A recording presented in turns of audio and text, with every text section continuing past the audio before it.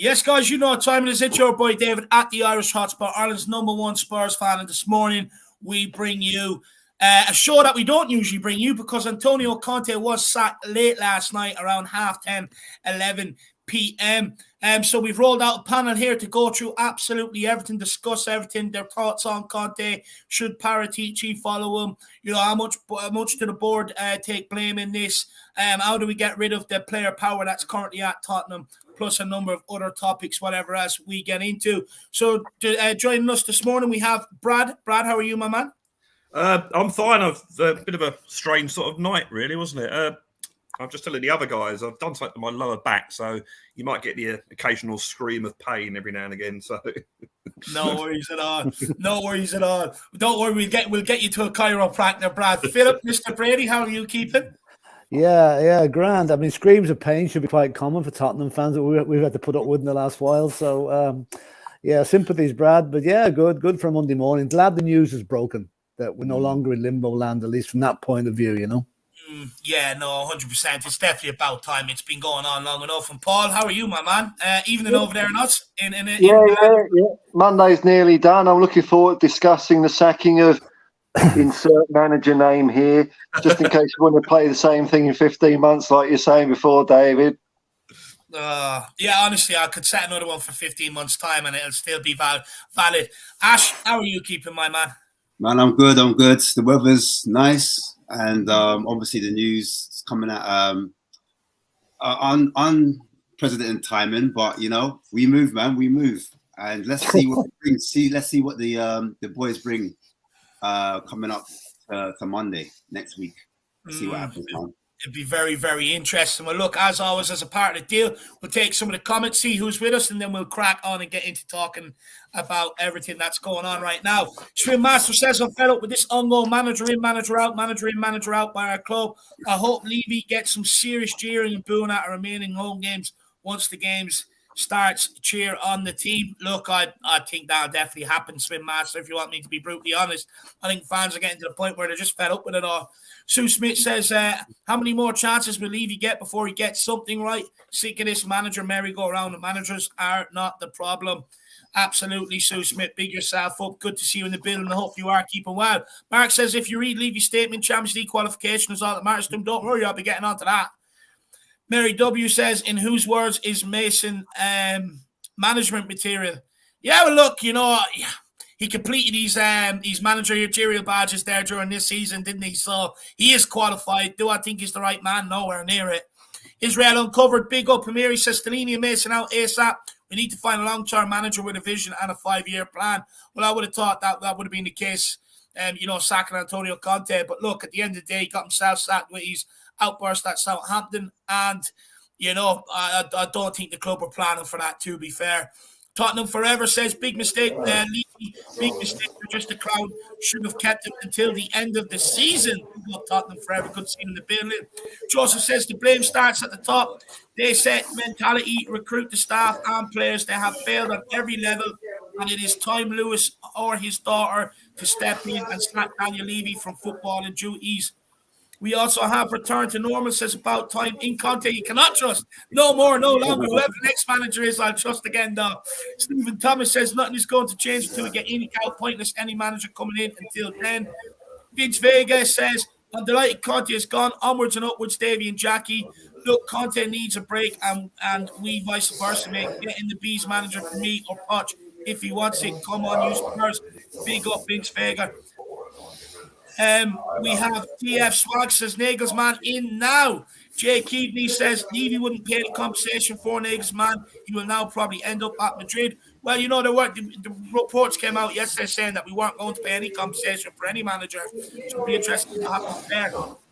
Eamon Burns says, morning guys, hopefully now we see positive football. Look, I'm just putting the warning out there. Stellini at Alessandria in Italy played more or less the exact same way. So I'm just putting that out there for everyone. Does someone have the TV on the background? I mean, it might be Philip. Okay. Hotspur J says, big up David Jack, can't stick around, but just want to say, hopefully no more boring football. Like I said, Stellini played more or less the exact same way at Alessandria in Italy. So big good to see you in the building. Georgia Heath says, big up, lads. And so the shit show continues at this club. We need to stop this revolving door of hiring and sacking managers on a yearly basis at this point. Back one till it hilt. Come on, look, I've been saying this for a long time. Instead of sacking, continue to back. How about that? Cave Dragon says, Nagelsmann not going for from Bayern to Spurs. Now, look, we'll wait and see with Nagelsmann. I'm not convinced. Guy says, big up, guys. I can't watch the show. I'm at school. No worries, my man. Go and get your education, brother. It's more important. CCH says, the problem with this club, had Levy employed Levy, he would sack Levy 15 times, but instead rewarded himself with a 500k bonus. Very fair point. Big up, Moondog. He says, what pissed me off is Levy's statement. Look, don't worry, we're going to go into that, Moondog. I didn't get irked a lot of fans, if you want me to be brutally honest, my man. Beat yourself up, and I hope you're keeping well. Steve D says, more than all, pretty strange decision to keep Conte assistant as caretaker. Don't see that every day. Well, Steve, you must be happy, my man. You've wanted him gone for a long time. You must be a happy man today. Peter M says, big up, everyone. Good to see you. Johnny Stokes says, when it comes to the footballing side of things, Steve is the biggest failure on this planet. And do you know what the funny side of things in all this mess is? Back the effing manager. Definitely share that sentiment, my man. BS says, man spoke nothing but facts. Numbers don't lie. 20 years of failure, 20 plus managers equals 0 trophies. Beat yourself up, my man. No, it's all right, Mark. Got them sorted out, brother. Got them sorted out. Daniel Sandoval says, good morning, one love. Big yourself up, my man. Derek Hutchins says, big up, Dave and panel. Here we go again. Another 18-month cycle. It's an effing joke club. I agree. I share everyone's sentiments. Ian Harden says, let's remember Stellini Mason took the game at Sheffield United, which was a disaster. Poor choice. Levy, fair point, Ian. Very fair point, my man. Moondog says, Potter Nagelsmann will not be coming here. I actually think the both of them are waiting out for the Madrid job, if you want me to be brutally honest. It seems what it's looking like. I think Nagelsmann and Pochettino are looking out for the Madrid job. Look, I don't want to be second best. I want a manager that actually wants to take the reins of this football club, to be honest with you. That's where I'm at with it, Moondog. And then Wayne Bonner says, realistic new appointment as manager and head coach. Look, I'll be honest. We're going to get into this. For me, I want Pochettino. We'll go around to everyone. We'll get a name off you. And then a bit later on, we'll get into maybe people's choices a bit more in depth. But for me, I want Pochettino. I'm not convinced by Nagelsmann whatsoever. Brad, who do you want next?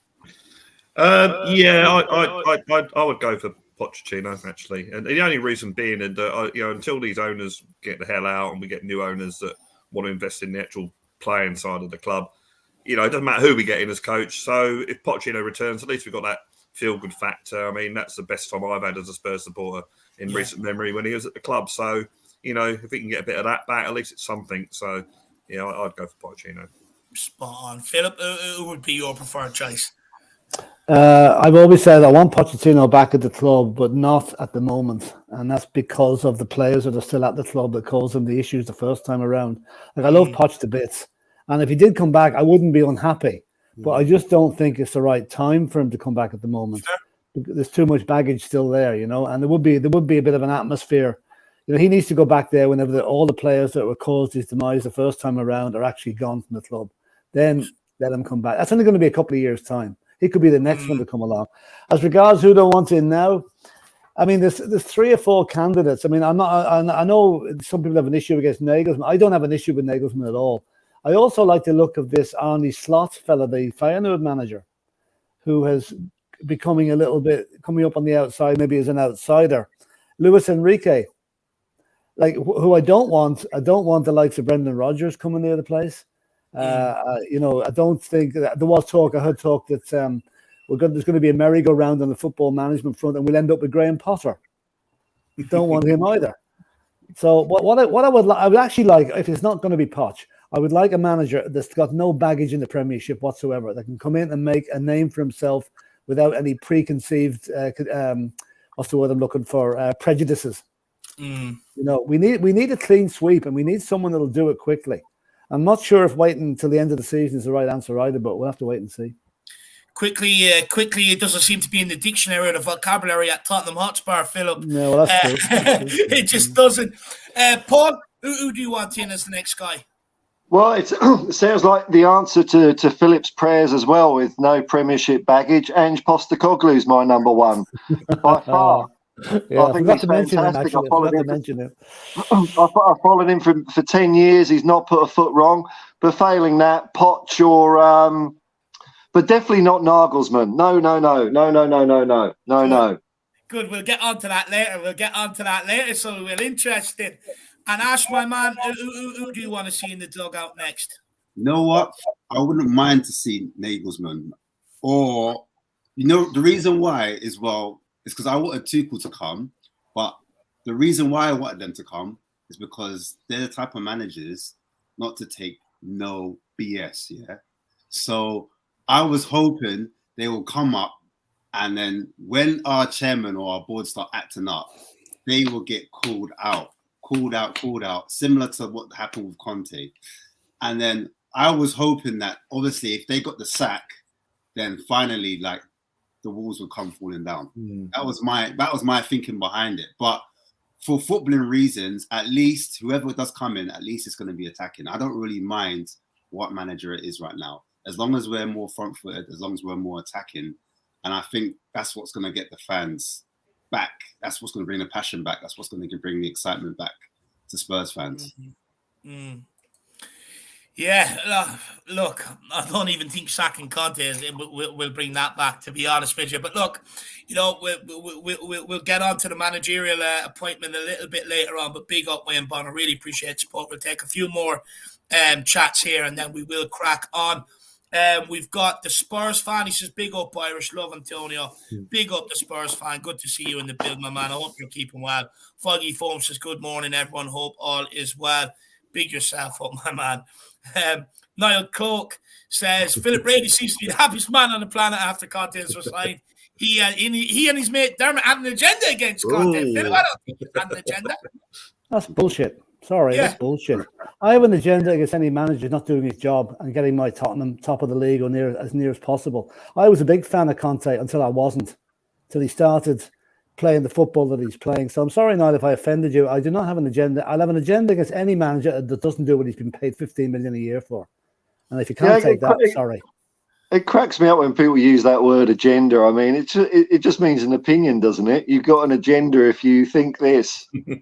Yeah, look, what I will say is, me personally, look, I know Philip and Dermot, they have no agenda whatsoever. Like, just because they don't agree with me or others on the managerial situation, it doesn't mean that they've got an agenda. They just have their opinion on what they believe is best for Tottenham, and that's it at the end of the day, Niall, my man. We've got DJ99 says, leave you out all decisions, including Poch sacking since 2019 is incredible proof he's increased the altitude and depth. The board need to remove him and take away his position. Look, we haven't had one manager in charge for a full season since Pochettino was sacked in 2019, and that cannot continue, DJ.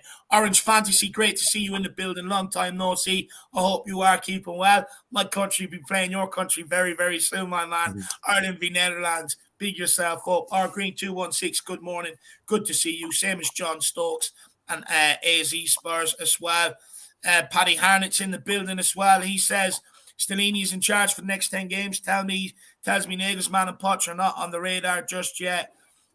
Get one of them and give them these 10 games to see where they need to improve in the summer. Look, Paddy, this is something that I've spoke about. I didn't want to see Mason or Stellini or anybody in temporary charge whatsoever, to be honest with you. I said this, if you're going to sack a manager, I'd rather bring the next guy in straight away as soon as we can, so that he can have a chance to, the last 10 games, see what he wants, see what he doesn't want, give him a whole summer and a chance to clear it out. And so we're not going through a trial and error period at the start of next season, but it doesn't seem to be happening that way, my man. But big yourself up. So now, look, we're going to go in and I'm going to read out the club statement, and then we're going to find out what everyone's initial reaction is to the sacking of Antonio Conte. Everyone, please smash that like button. We're in a constant fight with the algorithm. You know me. I only like to win, never like to lose. So smash that like button. Feel free to smash the subscribe button. And guys, at any point along the way, feel free to stop us all in the tracks. Get your super chats in.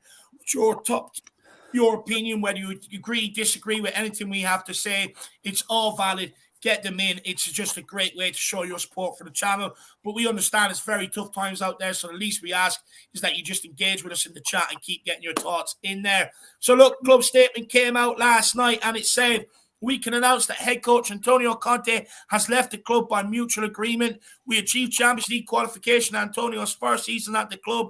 We thank Antonio for his contribution and wish him well for the failure or for the future. You sure it's future? Christian Stellini will take the team as acting head coach for the remainder of the season, along with Ryan Mason as assistant head coach. Daniel Levy, chairman, says we have 10 Premier League games remaining and we have a fight on our hands for a Champions League place. We all need to pull together. Everyone has to step up and ensure the highest possible finish for our club and amazing loyal supporters. And then also the only person to leave with Antonio Conte is Gianluca Conte, a club analyst who will also be going with Daniel Levy or with Antonio Conte. The rest of the staff remains exactly the same, and that was from Matt Law today. So look, we'll start with you, Philip, my man. I mean, look, what's your thoughts about Antonio Conte being sacked? What's your initial reaction? Probably inevitable since the outburst at Southampton last week. I mean, if he didn't breach his contract by doing that to me was grounds enough for sacking him. You know, you don't wash the dirty linen in public. It's in your contract. Most executive contracts have that confidentiality clauses and whatever. He broke that. Now, what I did hear about it. Now, this may not or may not be true, so don't hold me to this. But I did hear that the reason it happened so quickly last night was that during negotiations, Conte expressly expressed his view to Daniel Levy that he would no longer work for Tottenham. That was it. He was finished. And Daniel Levy took that as breach of contract, and that's why he was able to sack him. Now, but that may or not be true. It sounds pretty feasible because what we were hearing was that the discussions were dragging on. They were getting nowhere. And now they've got somewhere very quickly. So somebody made a mistake somewhere along the line, and that's why he's gone, you know. I mean, I'm sorry to see him go because we had great hopes for him for the first 12 months of his reign, you know. And it's he got us to the Champions League last year, which I'm eternally grateful to him for. But the style of football wasn't suiting. I mean, I said earlier on one of the other channels, I mean, I used to love getting up in the morning on a Spurs day and watching the matches. Now I'm getting up, oh Christ. You know, what's going to happen this afternoon? It's not enjoyable anymore. And so that's why I hope that now he's gone. I hope Stellini doesn't become a clone of Conte.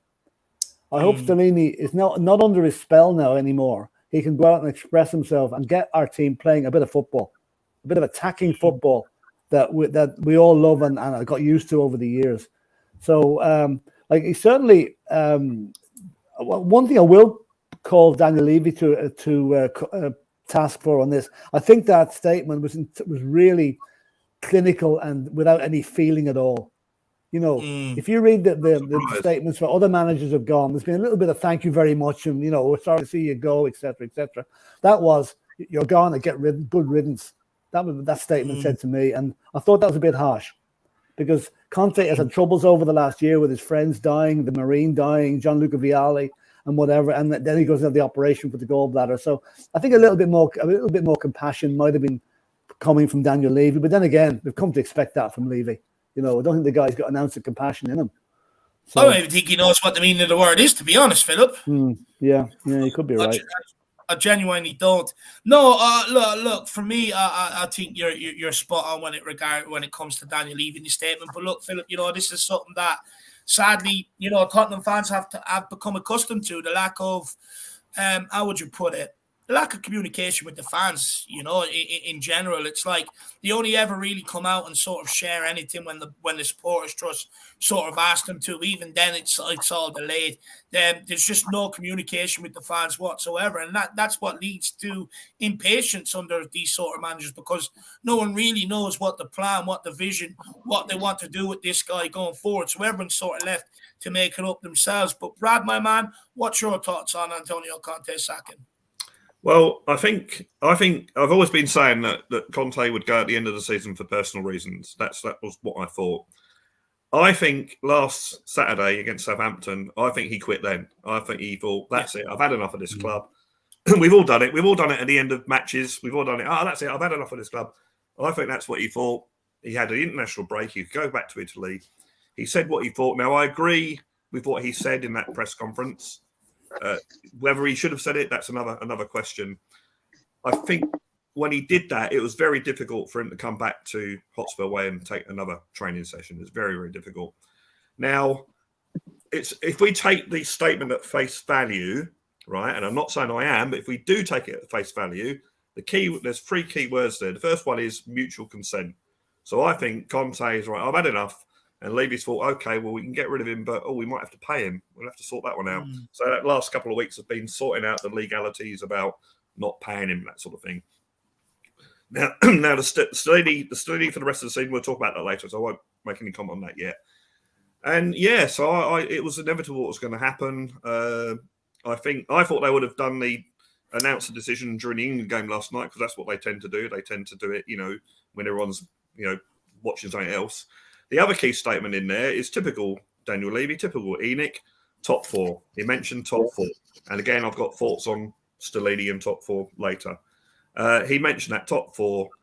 And then the last bit of the statement about getting European football, one of Champions League football for our wonderful, loyal fans. I mean, that was just like, I won't swear it's early morning, but you tosser. You absolute tosser. Oh, we got loyal fans. You've never cared about us fans for the last 22 years. Why are you suddenly caring about us now? So, yeah. So I was, it was pretty poor. And you're right about compassion. Absolutely none whatsoever. I would like to make a comment on accountants, but I don't want to upset anyone that's an accountant. I know some accountants are really, really nice people with lots of compassion. But anyway, less said about that, the better. No, absolutely spot on. Philip, we'll take this from Moondog, and then we'll get Paul's thoughts on the sacking. He says, I agree, Philip. I want someone fresh. Ange. Bueno, let me know if Ange Postecoglou is on your radar. This is the one that Paul is putting out there, and he's gung-ho for it, Moondog. So let us know if Ange Postecoglou is on your radar, my man. Big yourself up, brother. Paul, what's your thoughts on the situation? What was your initial thoughts when you heard the news yesterday? Oh, well, I mean, I really wanted it to all work out. I'd come on streams with you and feel positive. You want the boys to do well and play well, and last season there was glimmers of it. They showed a lot of guts last night, but this season it's just been the same old story with these guys, hasn't it? And adding to that, Conte seems to lose interest in the whole job a few months back. I don't know if he was digged around in the World Cup with the contract or commitments or whatever it was. What do you think? Why do you think he lost interest in the job? I don't know. I mean, I suppose his personal circumstances wouldn't have hurt, but if he was at a club he loved, that probably would have been something good for him, Whereas he's at a place he doesn't want to be. And so when that happens, it just compounds it.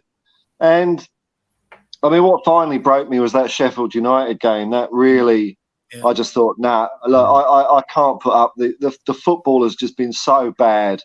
And like I say, I wanted him to succeed. And I could see with better players and maybe a couple of better defenders how that kind of thing might work and win you games. But, I want entertaining football. That's what I grew up watching Spurs do. And that's what we've always done from 1951 to 1991. And since then, we've had a couple of, good goes at it, Joel Redknapp and Poch. But we used to be always doing that. And so, I'm not really sad to see him go. But I would have preferred if Stellini had gone as well. I mean, so we're just going to get the same crappy football for the next 10 weeks? Or is he not going to be on the phone to Antonio at all? And, we've got a football director that is up for the beak in the next couple of days. Stellini's got a little bit of an allegedly shadowy past with match fixing. I prefer just a clean bloody break. And, okay, if there's no one else, just let Ryan Mason do it for 10 games. If that's what we're going to do, I'd rather Ryan Mason on his own than Stellini. I'd rather a completely new manager full stop, but get rid of Stellini. Yeah, look, I'll be honest. Fans that were calling for the manager to be sacked, I don't think they should be surprised that Mason and Stellini are taking over to the end of the season. To be honest with you, it was always You're not surprised by Stellini staying on, David? Yeah, I am. no. Oh, really? No, Wow, no. I thought they were a package deal, man. So that surprised me. No, not at all. Not at all, to Okay. be honest with you. Ash, what's your initial thoughts, my man? How are you taking this Antonio Conte sacking? That's why I watched the IrishHotspur. He knows more about football than me, see? Sorry, Ash. Perfect. Yeah, for me, ever since the World Cup ended, I had expectation that, we were going to hear about a new deal.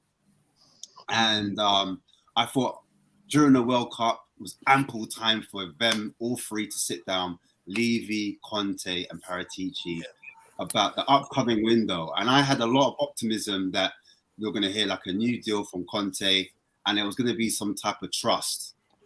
And obviously the opposite happened. It was quiet. And then when the January window did open, there was no movement. There was no movement whatsoever. Nothing, man.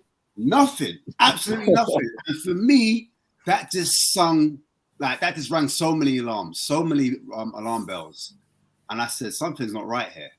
And I don't know, because before that, everything was going in the right direction, in my opinion. And I thought, did something happen during that World Cup? Was there a conversation, or was there not a conversation where, Conte thought, hang on a second, I was so optimistic in the summer. I was happy. Things were going well. No one expected top four, and I got them top four. We had a great window. We didn't have a great window, but we had a window where money was spent early, and there was optimism. No, we didn't get the central defenders that we needed. No, we didn't get the right wing back that was proven. But apart from that, we were going in the right direction. So a lot of optimism was in the actual fan base. And I felt with Conte, because even when I saw him walk through that first training session in the summer, he's walking through with a smile on his face. He was happy. He looked happy, genuinely happy. So then we fast forward to after the World Cup, when I just said, yeah, it's not right. It's not right. And then the results from then, it just went from bad to worse. And then for me, it was the AC Milan game. I think that's when it just went for me, it just kind of went all down south from there, because he started talking super negatively. And I thought Levy had made his choice then. I think Conte had made his choice then. And the writings were on the wall, to be fair. And I think Conte always said it. What are we fighting for? What do you want to be? 5th, 6th, 7th, 8th? What type of club do you... Because he is a winner. He's always said it. He was not even happy of even talking about 4th. He didn't want to be a 4th. That's my trophy. He came to Tottenham to become a winner and transform us into a winning side. That's all. And then when he realized that was no longer the aim or the mission or the goalpost, he's like, I can't do this. This is not me. And especially when those players let him down, and we went from 3-1 to 3-3. For him, that was totally unacceptable. And he had to speak out. He said, look, I can no longer hide it. I can't. And so he basically did what he did, and he did the Antonio Conte performance. He does what he knows, what he's known for, and he just spoke his mind. And I speak to a lot of neutral fans, and they were like, you know what? He's right. He's right what he says. You can't be mad at him. And as fans, we were all like, yeah, no, you know what? He spoke facts. He kept it 100. And that's what we wanted, to be fair. But I just think for some fans, it was the timing. But there is no good time. In real life, when things have to happen, they just have to happen. And for him, he got us 4th, and he left us at 4th. So it'll be interesting to see how Stellini and Mason get along, because to be fair, when they did leave, when Conte wasn't around, the Man City game I'm looking at in particular, I know we didn't have positive results against Sheffield United, and there's other games as well where we didn't do too well, but I did see a lot of freedom from the starting 11. I did see a lot of energy from that starting 11. I did see a change of tact from the starting 11. So I'm very interested to see how Mason and Stellini get along. And it's interesting that his brother was the only one to leave, and the rest of the backroom staff are there. So meaning that I think maybe Levy wanted to kind of build. He didn't want to completely rip out the foundation. He wanted to keep as much together as possible with removing any type of poison. Because let's face it, for him, like if they're not working together, he had to remove Conte from the situation, especially if the players are talking out and throwing him under the bus. And they're more likely to like work under the foundation, because it seemed like they were getting a small tune out of them at some point. But that's just my opinion. I don't know. No, look, Brad has his finger up like he's in the back of class there. Brad, what's up, my man? I just want to say, I agree with what Ash was saying. There's something's happened in that World Cup race. And if you look at the start of the season, where we got players in early, we paid money. I mean, look, let's forget whether the players worked out or not. But at the time, we got players in early. We paid 60 million for what player we wanted. No problems. Suddenly, I think that's changed. Now, Conte has always said that trust is the biggest thing with him. Honesty is the big thing. Yeah. If the board says we got no money and they're honest about it, he's fine with that. The board says we got loads of money and then they change, then they're actually lying to him, then he doesn't like that. And I think that's what's happened in the World Cup break. He said, right, okay, let's plan for the rest of the season, transfer window. And they said, well, actually, Antonio, we haven't really got as much money as we said we had. We might want to just slightly, and I think that's what's happened in the summer, and that's why the contract talks have stalled and that sort of thing. So I think I'm convinced. If you look at his press conference after the Southampton game, where he mentions the board, and he says that key statement. If you want to finish, if you want to have any managers in here, but it's more or less going on about the philosophy of the board, that they don't want any, that fourth is the thing for them. And as Ash was saying, Conte wants to win, as we all want to win titles. But the board, no, get fourth, get the money in, on we go. So yeah, I think something's happened there between Conte and the board. Look, for me, where I'm at with everything, look, I was a big fan of Antonio Conte and Paratici, and I believed, that we could have done something underneath them, but it's sort of been another half-hearted sort of effort again by everyone involved. And I'm absolutely sick of being in this situation every 16 to 18 months, not having one manager in a job for a full season since 2019. I mean, we're not relegation fodder. That should not happen at a club like Tottenham Hotspur. But look, at the end of the day, Antonio Conte got himself sacked by the outburst at Southampton. And for me, that outburst was sort of his last roll of the dice, his last sort of swing. It's either like fans, players, owners, they're with me or they're against me. Let's see where they really lie. Let's see how hungry they are. Let's see, do they really want to win things? And he got his answer, and he's out of here. Look, for me, I don't think Conte has done as bad as a job as everyone makes it out to be. I think, yes, people have a right to be aggrieved with the style of football and stuff like that. But the reality is, Conte has the third best points per game from any Tottenham manager outside of Tim Sherwood and Pochettino. He's collected the fourth most points since he's been here, behind Man City, Arsenal and Liverpool. So, when I look at them, it tells me I don't think he's done as bad as a job as everyone makes out to be. I just think fans, pundits, players alike, we're all sort of fed up with the style of play and, the repetitive sort of training, this, that, and the other. But look, I'm of the belief, I don't think it should just be Conte that should go. We've changed from Pochettino to Jose to Nuno to Conte with the same results more or less all the way across the board. And something else has to give. For me, I want to see a change in captaincy as well. I want to see Hugo gone with him. That guy's been vice-captain in 2014, which captained most of that season, and took over club captain since 2015. And, you've got to look at it. There's a real sort of, no one's been able to take the reins or the leadership of this football club. And when I look at it, I don't think Hugo Lloris is inspiring enough in the dressing room. I don't think he's really setting any standards for anyone to adhere to around the club.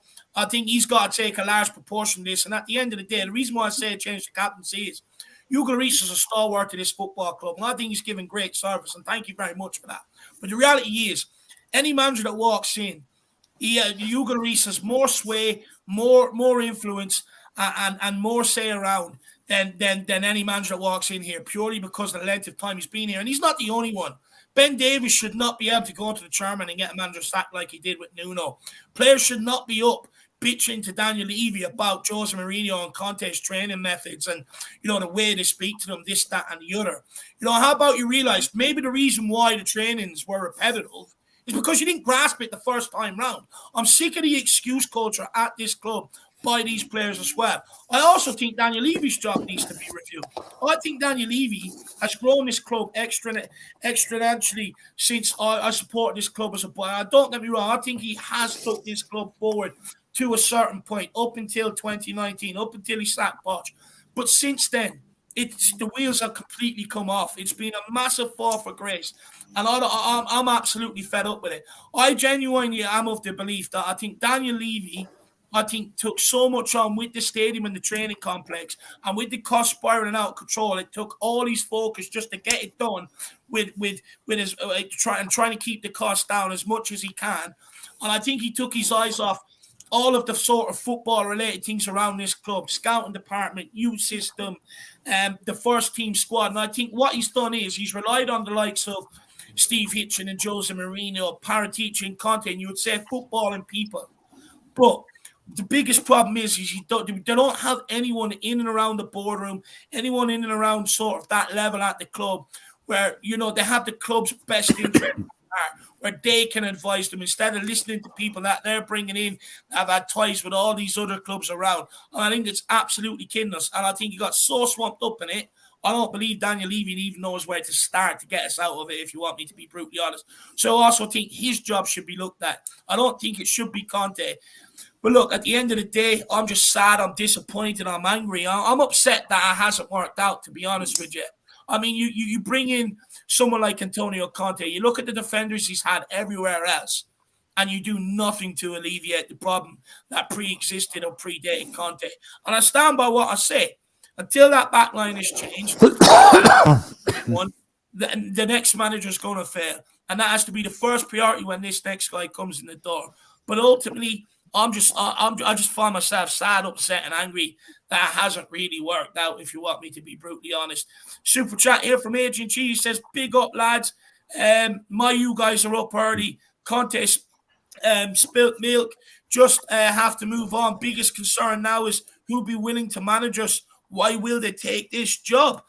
I mean, money. We'll go to you on this one, Paul. Look, there's probably 5 or 6 elite managers in the world. We've been through 2 of them in Conte and Jose, and 2 of them are already in jobs in Jurgen and Pep. Do you see any sort of manager at that level touching Tottenham Hotspur? Well, I don't know why we'd be interested in a manager like that, because we can't offer them the top tools. The last 2 managerial appointments have been ridiculous. And I've got excited about both, of course, because I think, if you're hiring Jose Mourinho, surely Levy's going to buy what he wants. No, Conte, he's known as a bit of a fireball. This time Levy hasn't got. He's got to give him what he wants. No, so I mean, it's just mistake after mistake. And what you're saying about Levy. Like, what you want from an owner is you want their wallet and you want them to stay the fuck out of the way. Mm. So Levy shouldn't be talking to players. He should be persona non gratis to the players. Mm. That's why we've got such a culture of whinging losers. The fact that he's listening to them whinging losers, Paul, does that he show should say that no? He should be saying no. Does that show that the lack of experienced football people around him, the fact that he has to listen to these guys? He's a micromanager. He can't let go or delegate anything. And he thinks that he's right about everything, even though we all know that it's all shit, that the whole club is a farce at the moment. Financially, yeah, okay. The rest is crap. He thinks he's right. So he's micromanaging. He gets a director of football in and starts fucking about with the deals. It's never going to work. As long as Daniel Levy's there, nothing's going to work right in this club.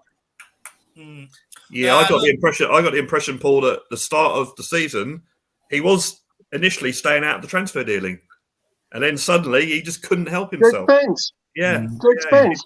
Yeah. But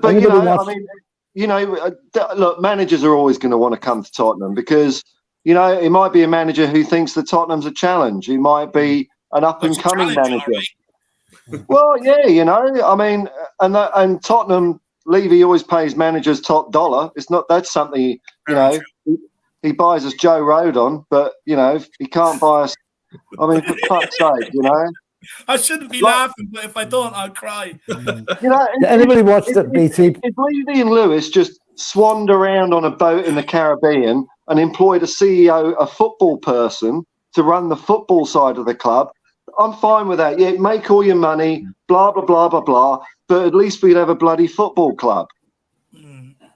Anybody watched that BT documentary about Spurs about Daniel Levy a few weeks ago? Yeah. It summed up what Brad said about micromanaging. It said even down to the rubber stoppers on the chairs in the boardroom, Levy was involved in that.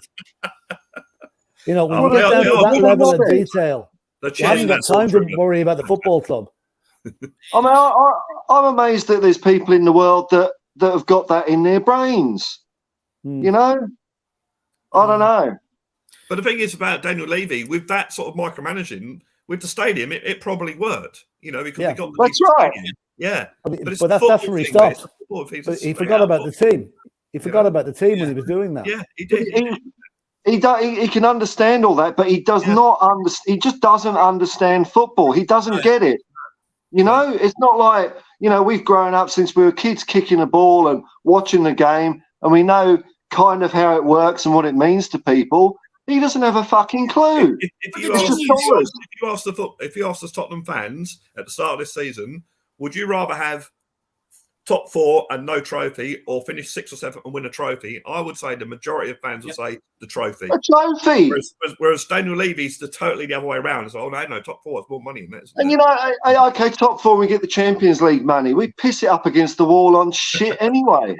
Yeah, you'd be giving to me and Ndombele to go to McDonald's and order the whole fucking menu. I'm sick of it. Or pay Sevilla pay him and Lamella for nothing. And then load him back. Hey, leave Howard Wolowitz alone. I didn't think we'd be talking about Gil today. but big up Adrian Chia, my man. Look, where I'm at with it. Look, I think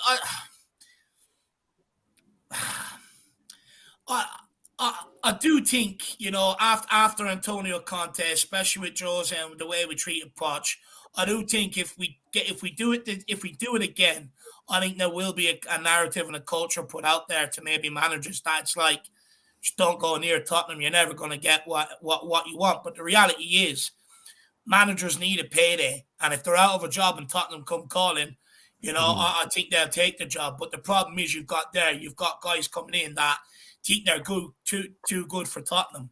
And that's the biggest problem there, Adrian. But big yourself up, my man. And then Paul, sticking with you, Moondog says if Paul wants him, that's good enough for me. And that's on Ange Postecoglou, man. I'm telling you, he is brilliant. Brilliant. Look at Celtic. I'll tell you what, here's the proof of the pudding. His Celtic side would smash Spurs at the moment. No doubt. Yeah, they'd outrun us, that's for sure. Look, they'd definitely score off Eric Dyer for sure. And then the Outland says he micromanaged a $1 billion overcost on the stadium. Levy is useless.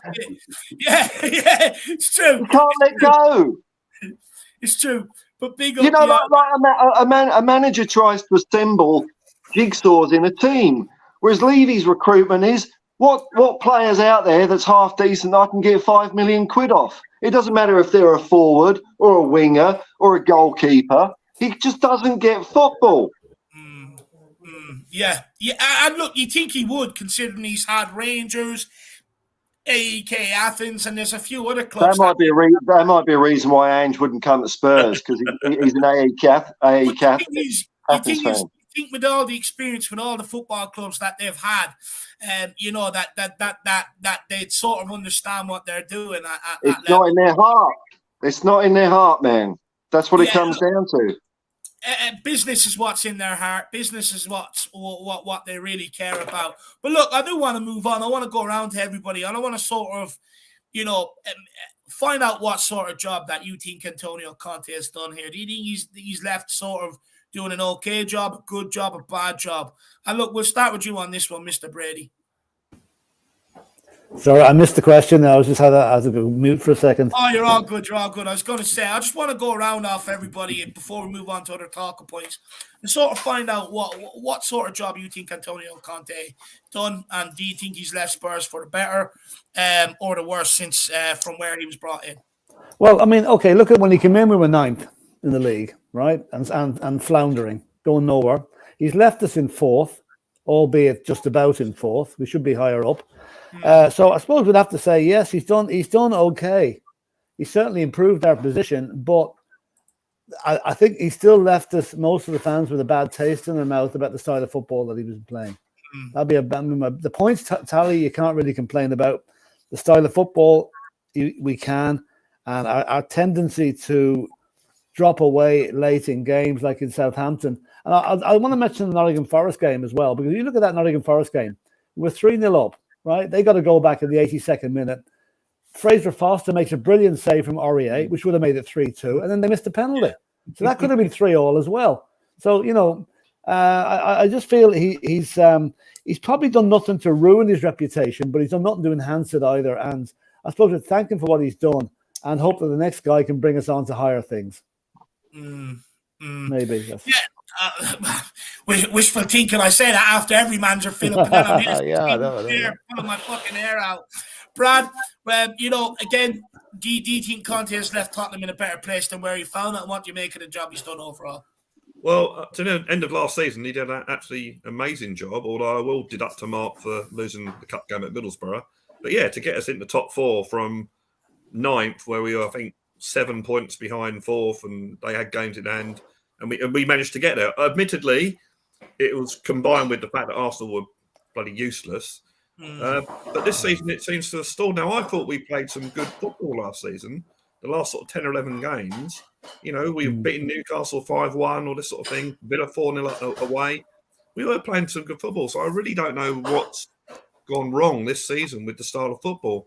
I think we have been unlucky with injuries. We've had a lot of players out with injuries, and we still have.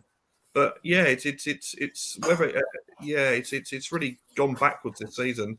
Although somehow, but for a penalty against Southampton, we'd be sitting in 3rd, which is amazing, really. You know, so I think he leaves us. You could argue the situation we're in at Tottenham at the moment, where no one knows what's going on. You know, we're all. You look at us, we're all, well, what's going on? So you could argue he's left us in a worse position, but certainly not a worse position from when he came in, because we were 9th then. So if you look at it that way, he's actually has left us arguably in a better position. Yeah, interesting. And look, Paul, on to you, my man. Like I called out, you know, Spurs have, under Antonio Conte's reign, has the 4th most points in the Premier League game since Antonio Conte started. And, you know, he's got the 3rd best points per game per manager at Tottenham. So do you think it's a case where maybe the expectation from the fan base and the board outpacing the reality of the situation? What I mean by that is that everyone is expecting this guy to come in and sort of get us to a trophy, get us over the line. But the reality of this situation is that our defence is absolutely a crock of shit. They don't know how to keep clean sheets. And if you don't keep clean sheets, it will cost you in games, which ultimately will end up costing you any sort of momentum whatsoever. So do you think it could be a case of the expectation outpaced the reality of the situation? Well, it could be, but I don't think it was sort of unreasonable expectation, because we did finish last season strong, and like I had no doubt we were going to finish 4th, because I was watching Arsenal and they were hopeless. And then we bought some players which I thought at the time were good buys, most of them. So you think, well, our squad's better, and we've buggered off Winks and people like that.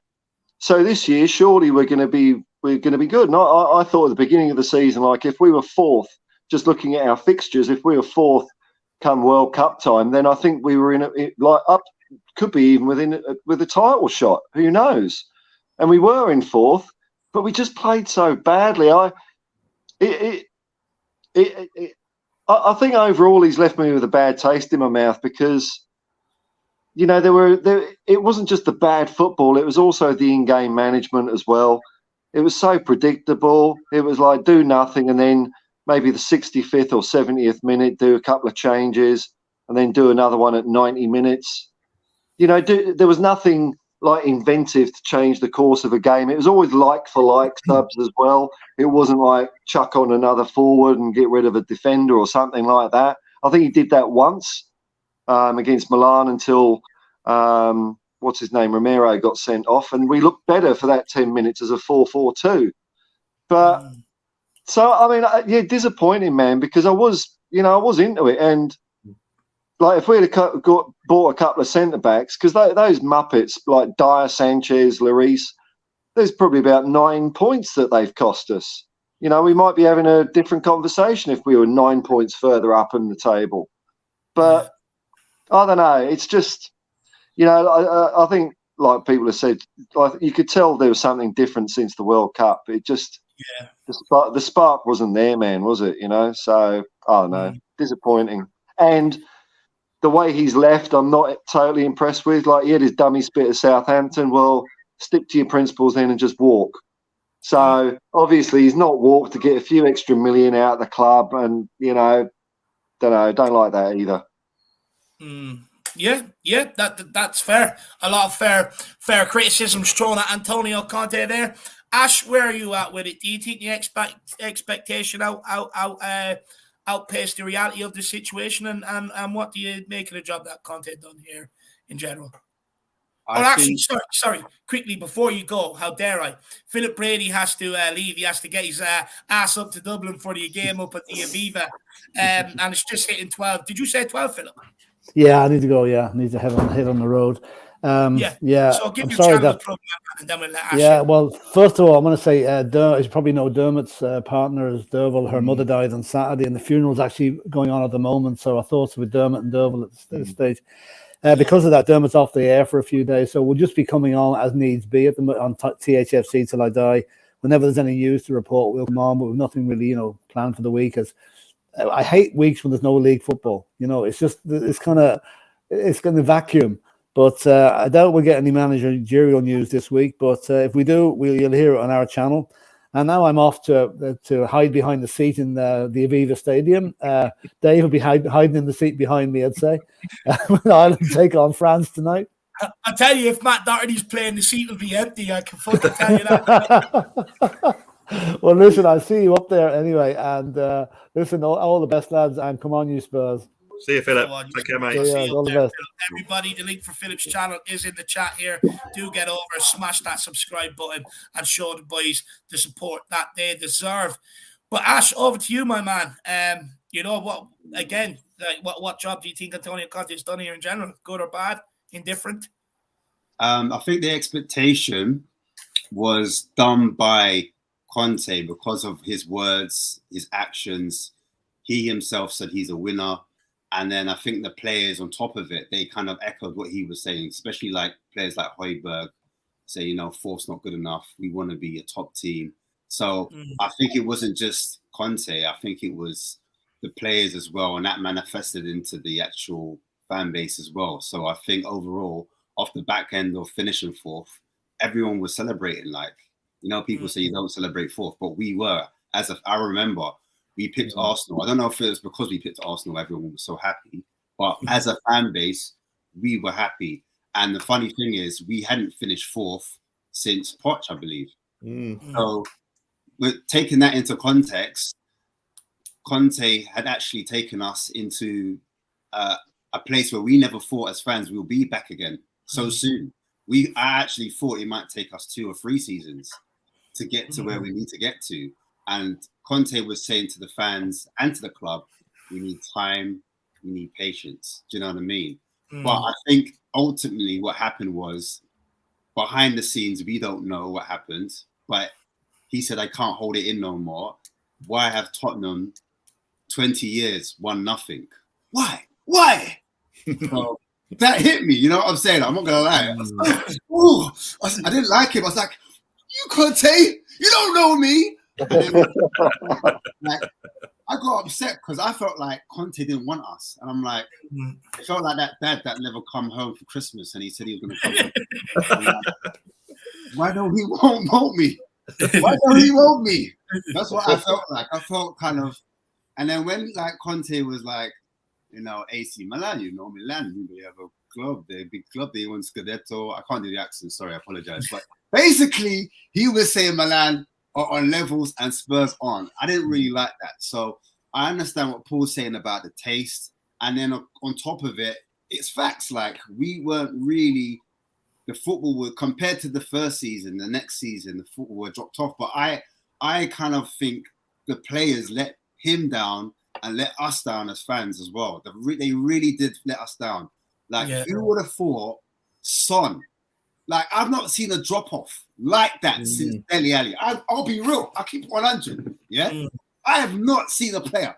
Or like, I know Salah had a bad like drop-off, but my goodness, Son, wow. And then Kulu, remember the argument, the debates between Kulu and Saka? Do you remember? He's better. No, Kulu's much better. Where are you, Kulu? I can't see you. I know he had an injury, my brother. I get it. But it's just day and night. Am I lying? I don't know. Like, this is just my opinion. I respect to everyone with their opinion. Yeah. I respect it. But going back to what you said before about, is our club attainable, because, like Conte obviously said, wherever manager comes in, boom, it's peak. Don't come Tottenham. Wherever manager comes, the same problem is going to be there. That was a massive message. And I know Nagelsmann, I know not everyone wants him, but I know he said he was doing his research, he's doing his homework. And I was like, whoops. Do you know what I mean? So for me, I still think we are attractive because at the end of the day, we're a top 4 club, whether you like it or top 6 club. We're in London, yeah, and we pay. We pay top dollar. We're currently in Champions League position. Players want that. Managers want that. So whether we think, it's not a trophy and our expectation is to win a trophy, we're still on paper. And also, we're not far off from getting a top squad. We just need a keeper, couple CBs, and a playmaker. And I think we're there. You know what I'm saying? And in the following seasons, we obviously need to address that Kane and Son situation because obviously they're aging, they're getting the OAPs. We need to start, thinking about the youngsters. So that's kind of thing. I don't know. I could be wrong, but that's just how I see it, my brother. That's it. Look, for me, I think you make some good points there, Ash. I haven't been in Champions League since Pochettino. Conte brought back them days. I salute him for that and I thank him for that. For me, top 4 should be the bare minimum, should be our worst season. And not our maximum, not what our expectations should be. Top 4 should be minimum if you get knocked out of all trophies.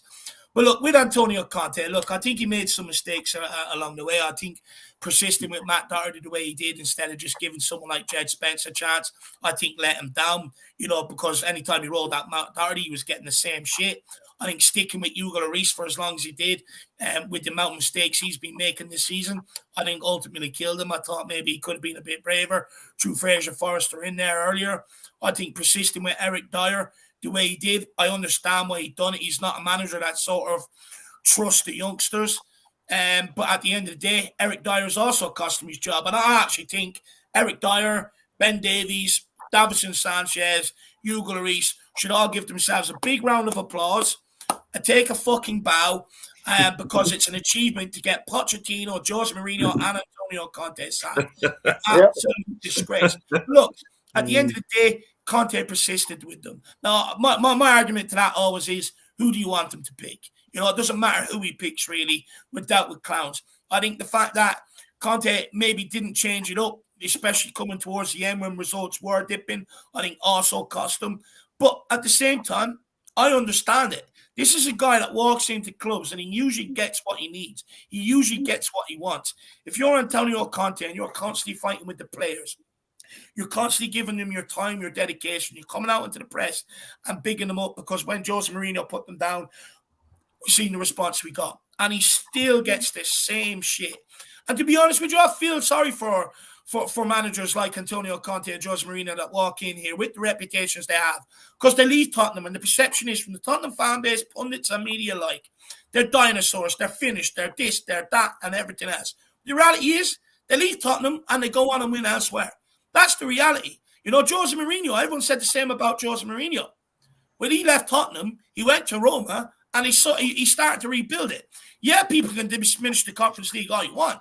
Just remember, we went out the fucking group stage.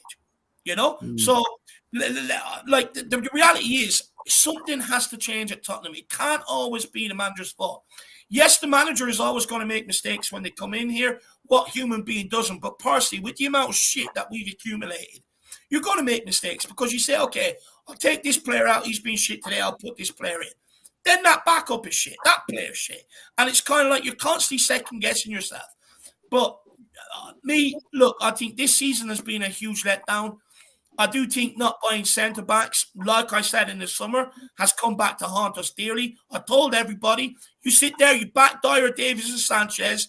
You're the ones that are going to be calling for the manager to be gone near the end of the season. You're also going to be the ones that are going to be extremely let down. I've foreseen this coming. Didn't buy him in January either, David.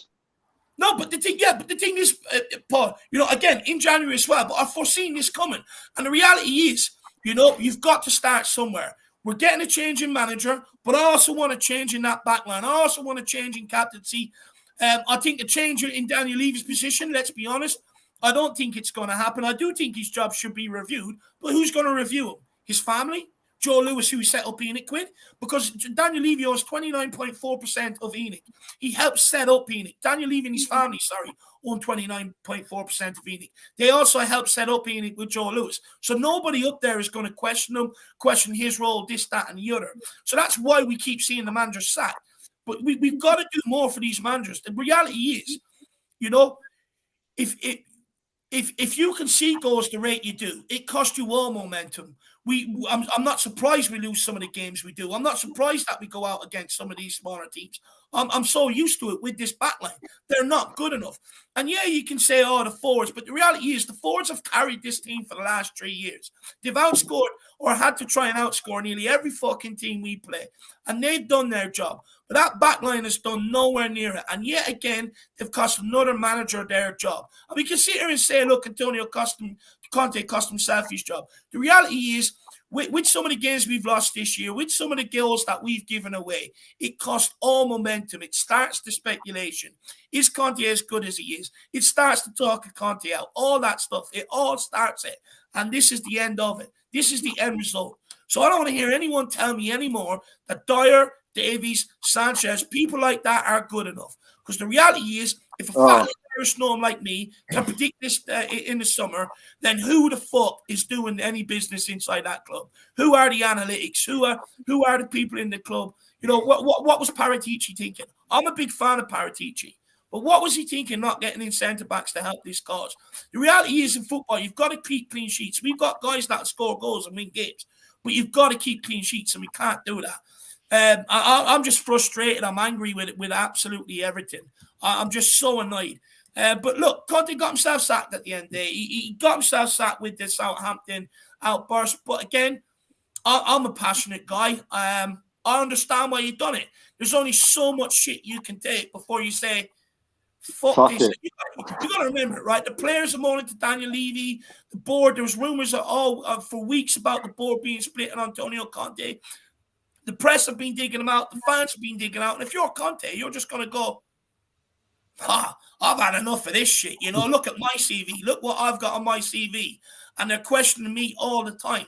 And I'm glad that Antonio Conte went out questioning these players because it had to be done at all levels. Anyone want to say anything on anything I've said there? And then we've got some super chats. Well, the latest whinge the players were having about, they were saying that the training sessions are monotonous. And I'm thinking that's practice. You do the same shit thousands of times and you get good at it. It is monotonous. But I think that those same players, they're the ones that are always the one, they've got the open ear of Daniel Levy. That's where the problem comes from. They know they can whinge to him. They can take their foot off. Manager gets sacked. They're still collecting their paycheck. Like Conte says, they don't want to play under stress. They can't be asked. They just want to play the easy games. Yeah, I agree. But I like when I look at Antonio Conte's in-game management. I know it's different to training, but I'm just looking at an overall picture of Conte and his thought process and how he is as a person. Very risk averse. Doesn't like to take at all. Doesn't like change. Likes the same back three. Likes the same system. doesn't want to change himself. Like he's very like stubborn in that area.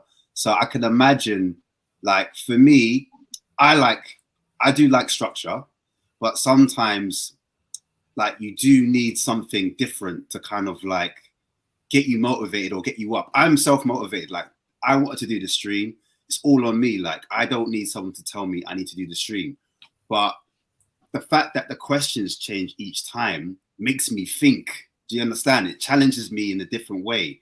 So if I had the same, like supposing it was the same topics about Levy out, it wouldn't motivate me to come on the channel because I'll be like, oh, I'm always talking about Levy out. But if it was about tactics or a different game, like, you know, Southampton, how is that different to Nottingham Forest? That would challenge me. I would be more excited about that. What am I learning? Am I developing? Am I stretching myself? And I don't know. I'm just playing devil's advocate as well because I do agree with you, Paul. But I'm just saying, maybe it was that in training that all right, we're going to do the same. I don't know. I hear you, Ash. But that risk thing is the same with our board, isn't it? They're risk averse. They won't take risks. Yeah, and this is why it was an inconvenience marriage. That's why I think like Paratici got that type of defensive manager because, like, you know, that's Conte, and then I think Levy employed Paratici because he was like a safe. They all kind of play it safe. Whereas Poch was a bit different. Poch was a younger manager, taking risk, played younger players, was happy sometimes to change the system, and sometimes that's what wins you games. Like coming out, catching your opponent off guard. Do you know what I'm trying to say? So even like players down to like a Dan Juma, he's a lot more attack-minded than the rest of the players. Look how many, I know it's a different position, but look how many double pivots, I call them defensive midfielders. Double pivots. Look how many defensive midfielders that all have the same profile in that same position. We don't have any other midfielder that kind of comes out of that kind of defensive mindset. They're all like the same, combative, you know, they look after defense, which we needed, but sometimes in games, you need someone that can see a pass early. Sometimes you need a player that can just like carry the ball and dribble and offer something different to break the lines. Because that was the problem. When teams want to sit deep against us, can we break lines? Can we ask questions? Can we switch it up? I don't know. And I don't think like that's what I think that they're getting at with the training sessions, etc., etc. But at the same time, I will contradict myself and say, look, these same players, like you were saying, Dave, they've been doing this with Poch. Like, oh, training's too hard. Like, brother, you get paid fees. What are you talking about? Just take it. How much training would you do a week for 200 grand? You know, crazy. Of course, man. But I get it. Anything. I get it. I get it. I'm with you, bro. That's why I feel that frustration. Like, so I'm with you 100. Like, that's all I got to say about that. But are we surprised we leak the amount of goals we do when they came out and complained about Jose Mourinho continually, you know, working on set pieces? I mean, of course, we concede nearly every set piece that comes into a box. Every corner or free kick that's delivered in. It's always the opposition that gets their head first onto it. Is there any wonder why he spends so long on it? Is there any wonder these managers spend so long on defensive you know, plays, on positioning and stuff like that? Yeah, you may not want to do it, but the reality is if we weren't conceding the amount of goals that we've conceded over the last 3-4 years, then you wouldn't have to do it. You just wouldn't have to do it. The manager can move on to something else. But the fact is, it's the weakest area of our squad, and that's why the manager spends so much time on it. But the problem is, these players don't want to acknowledge it. They want to moan. They want to deflect. That's why they go, no, I'm sick of this. I'm bored of this. I've had enough of this. He's constantly on my case. He's constantly on your case because you don't know what you're doing. That's why. And I'm fed up with it. You know, they complain about training under Poch, under Nuno, under Jose, and under Conte. When are these players going to earn their money? Look, everyone questions these managers that come in the door and the amount of money they're on. But everyone gives the players a free pass. When are the players going to earn what they're paid? Paid, some of them, in some cases, 200 fucking K a week. And these guys are complaining about doing the basics, learning how to defend set pieces, learning how to defend, complaining about Pochettino overrunning them and Jose Mourinho underrunning them. What do they want? I'm sorry, but this is a culture and an environment where nobody is going to thrive or survive in it. And that has got to change. And me personally, I think it's set from the Poch players. Players that have spanned 4 or 5 different managers now. They have a bigger say and a larger sway than anyone around. They have the biggest pull in the dressing room. They have the biggest pull when it comes to the owners. So if a manager goes to the owners and says, I want to replace Dyer or Davies, well, the owner's going to come down, bring Dyer Davies up to their office and go, well, what's your thoughts? Do you think you need to be replaced? Of course they're going to say no, and they're going to blame someone else. It's what they constantly do. But it's somewhere along the line, this has to stop. It's got to. If you want to win, and you have a desire and a passion to win, right? You do not complain about the training methods. You don't complain. You just get your head down and you work as hard as you can until it succeeds. But these players don't want to do that. You know, half of them, it seems like to me, they want to be on Malta on a sandy beach, chilling out with the sun, with a nice cocktail with a little fluffy umbrella coming out the top of it. I've had enough. Wouldn't we all? I would tear down that gym that they keep on showing that, you know, we're back at it again, and you just see them like walking around or pulling a rubber band and rolling on a fucking sausage thing. I would just tear that down for a start. I would parachute them into Alaska with a compass, a box of matches, and a fishing rod, and we'll just see you in 4 weeks. You know, that's it. The training is too soft. I could understand the players if they said, why aren't we kicking a football? But they're not. They're saying, like David's saying, it's too hard, too weak, too fast, too slow. That always happens, though, doesn't it? Whenever there's an outburst by a manager and you think he's going to be sacked, that always happens to the players. There's always one player who will say, oh, training was really too hard, or training wasn't this, or training wasn't that. You always get it every time. Just do what you're told. Yeah. I don't give a shit what you think. I really don't. You know what? If you're getting paid £100,000 a week, just do the fucking training. Exactly. I heard. I don't know if this is true, but one of the links that I heard, it was from Oliver Skip, and Oliver Skip came out and said, like, the training is this mad intense. It's way too intense. Like, but whether that's right or wrong, that's what makes you be a winner. Every week is intense. Every game is intense if you're challenging for trophies. Every single thing you do is intense because it's at that intensity and at the at the highest level, and that's the reason why you end up going far deep into competitions. You fight for everything. No wonder why we. I agree. It's been infected. It's too intense. The press, the fans. I'm a fitness man. Hey, if you go on my page, you know me. I'm a fitness man. So you ain't got to talk to me about that. No, I know. What I find interesting, is that the fittest man, Oliver Skip. Remember, I don't know if you remember pre-season when everyone was throwing up, Kane was on the sidelines, Son was on his back. I was thinking, this team is going to be able to run circles around the whole of the Premier League. That's where my expectation came from. And then when we came out, I was like, 45 minutes. We're just doing, because we need to preserve our energy. Like, the World Cup's coming up. I don't know. I just need to save my legs. So what we're going to do is play for 45, and don't worry about my accent, don't worry. What we're going to do is play for 45 minutes, and then we're going to, then we're going to win games like that. That's what we're doing. We're preserving ourselves. And then, obviously, the World Cup finished, and then guess what? There was no excuse. Why are we still doing the 45 minutes? Like, what's going on? I don't get it. But you know what, Ash? Do you know what? Under Jose Mourinho, it was the exact opposite. We used to concede the last 10 minutes a game. We used to concede inside the first 10 minutes of half-time in the second half. So all it's done is gone from the second half under Jose Mourinho to the first half under Antonio Conte. We've gone from first half FC to second half FC. It's the only thing that's changed. I think, personally, with the players, and I go back to this thing where we got similar players, like defensive players and weak-minded players. A lot of the time, we concede goals because we drop off too much. Now, whether some people will blame, Conte is too pragmatic and Conte would say sometimes, I don't tell them to drop off. They do it themselves. I have to tell them to push up the pitch. So I don't understand why we got this culture on our team at the moment where when things go a bit, we lose the ball, we lose momentum, we just drop off, and we invite pressure on instead of saying, look, defenders should be pushing midfielders out, because certain times against Southampton, I saw 7 players across the box. Why is that? The defenders, if I'm a defender, I'm like, get out, push up. I'm not saying we have to push all the way up the pitch and squeeze the pitch, because I know Dyer ain't got the pace like that. But when I saw that performance against Man City, we were really good at pushing up the pitch and taking it to them. And that's what people used to love about Poch, that we weren't scared of any of the top 6 or any of the top 4 teams. We used to give them a good game. And that's kind of come out of Spurs.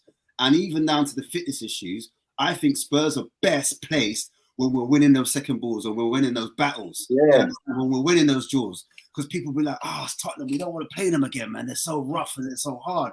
But right now, I feel we've gone backwards and we've got that kind of soft belly again. Like, I need us to be strong again. I need those destroyers back. Do you understand? I need us to be that kind of battling force. And then our top players, because that's where our strength is, at the top, then they can get more chances. Then they can finish. I think a West Brom player said, I know White Hart Lane's a smaller pitch than the current stadium, but a West Brom player said under Pochettino, says they box us in. They press up so high, they box us in, and we can't get out. Yeah, and that's what they used to do under Pochettino, and we don't do it anymore. And that's what worked with Pochettino. And I think our back line isn't good enough to do that. They barely put a tackle in. So of course they're going to drop back, because all they're relying on is closing down angles, because they're not going to stick a foot in. Like, you've even seen it with Eric Dyer at times. You know, people are running, and he's dropping all the way off to his 6-yard box. He may as well just stand there and go. Well, I don't get, because he does it so many times. I don't understand, because against Man City, he was so aggressive on Bernardo Silva. He was man-marking him. He was front-footed, so he can't do it. So it just frustrates me. It's just, I know it was a one-off. This is what I keep saying. He's backing off against Leicester. He's backing off, letting Iniacho have a shot. Press the man, make a decision.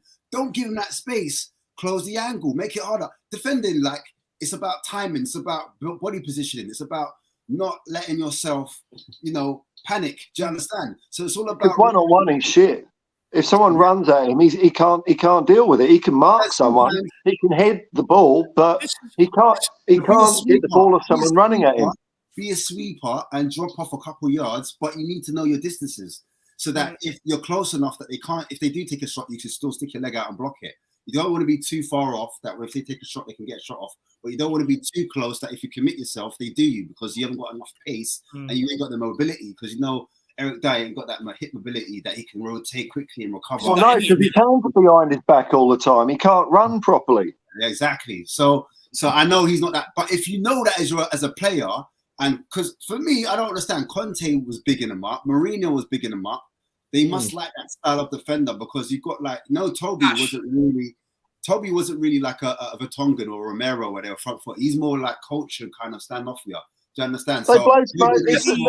They blow smoke up the manager's ass for a few weeks, like the end of last season. We got some good performances out of them, but they don't do that all the time. They do it for 6 games and then it's back to shit.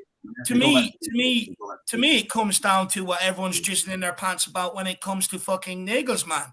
Oh, he said 70% of it is social psychology. I mean, but when a manager comes out and does that in the press, because he knows he ain't getting in a centre-back, Jose asked for a centre-back, they brought me in Roden.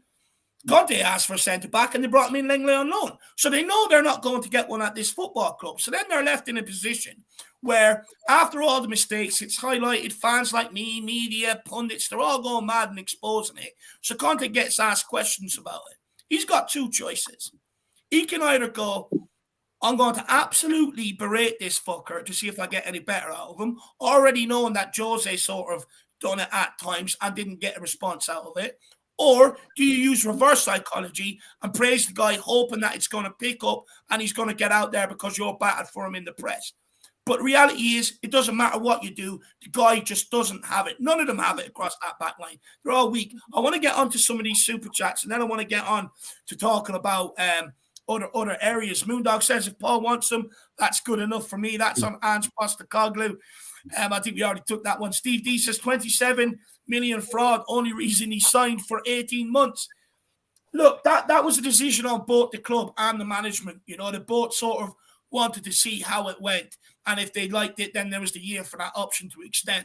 It turns out neither were happy at the end of the day. So maybe it's a blessing in disguise that it was only an 18-month contract, to be honest with you, and not a 4 or 5-year contract, because I can tell you now that we wouldn't have got him out as quick as we did, my man.